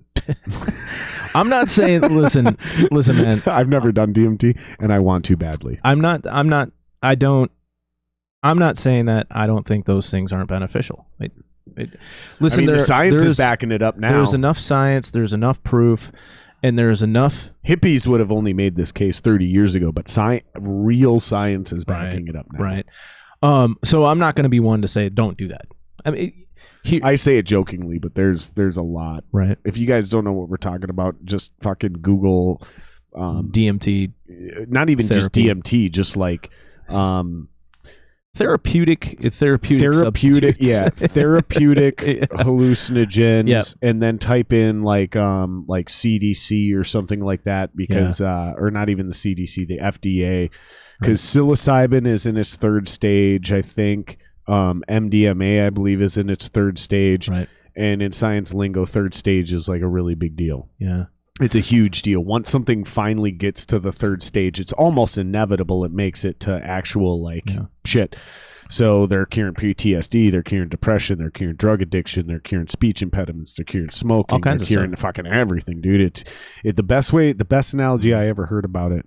And I know we're running late, and I know you got to get out of here soon because you have a family. Shoot, what time is it? 9:30. Wow, how that flew by. Yeah, we're running up on 3 hours real quick. Woo. So we'll never finish this conversation. You're gonna have to come on again.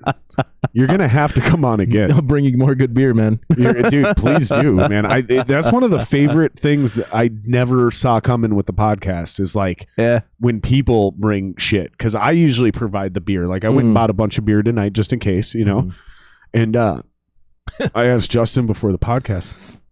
I'm like, hey, man, you want to buy a beer? Or, not buy a beer. Jesus Christ. What the hell? Why did I even say that? I never said that. I don't know. I said, hey, man. I said, I burped, and I think I just had a fucking brain syntax error. But I just asked Justin. I said, hey, man, you want a beer? And he goes, dude, I actually brought some. And I was like, save it for the podcast. Record. And that's where we basically started. That's where we started right there. But long story short is... it was one of my favorite unintended consequences is when people bring shit. Like some people bring a little booze, some people bring a little fucking beer. It's a good time, man. It's really fun because usually I'm that guy. Usually I'm the guy who brings the booze and shit like that. Well, I've enjoyed the conversation, man. It's been really fucking fun. And before I forget, I really kind of got lost in time, man. Dude, we really did. Mm-hmm. And we'll never finish. You got to come on again. Yeah. And we got to do it again soon. To. But what I was saying is the best way to explain what we're talking about with this hallucinogenic theory is your neurological pathways are carved into your brain like when you go slaloming or skiing down a hill, and then or walking in the woods on a path, right, or in a field. Like the best way to explain it is animal tracks in the snow in your backyard. Yeah.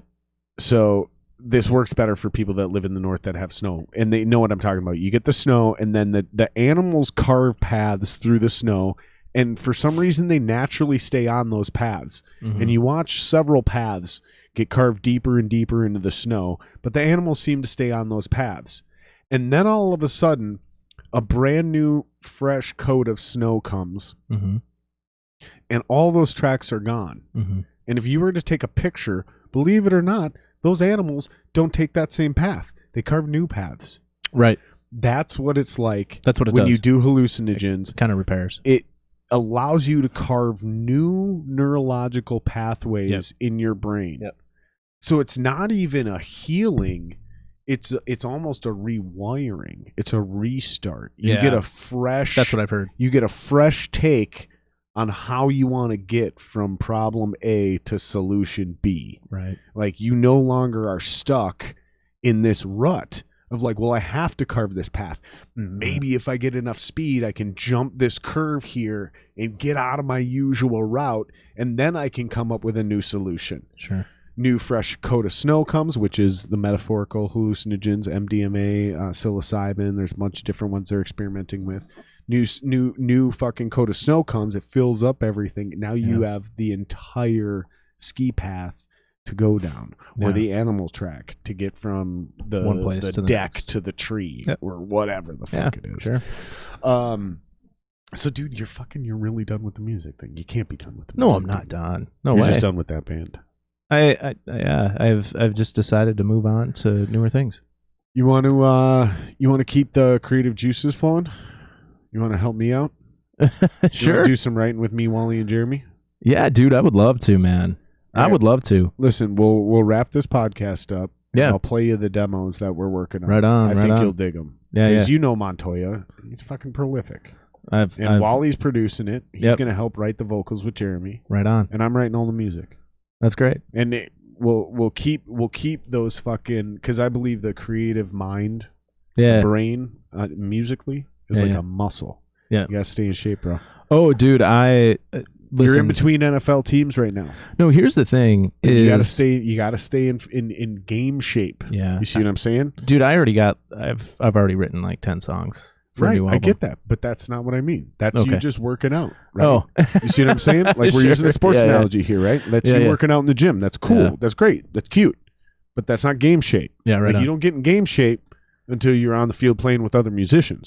You see what I'm saying? Sure. So if you're not ready to jump into another band, let's keep those muscles active. There might be a little bit of a fucking help, dude. And I'm not asking you to write or be in the band or play an instrument, dude. All those roles are covered. Yeah. Just consult. Yeah. Just be a part of the creative process. I'd love to, man.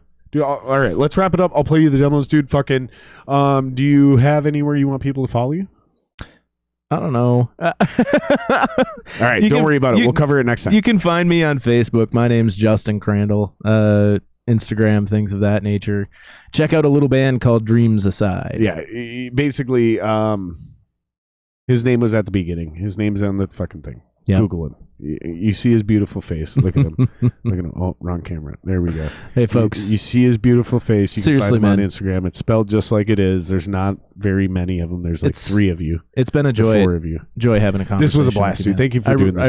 This was a lot of fun, dude. Really, dude. All right, man. Let's wrap it up. And then if you guys like the video, like, subscribe, hit the bell, all that good shit. And then if you want to follow me, it's at the top of the header. There's little icons in the banner thing. Otherwise, everything is Jared Singer Live, Facebook, Instagram, Twitter. All right, guys, we're going to wrap it up. Have a good one. See ya.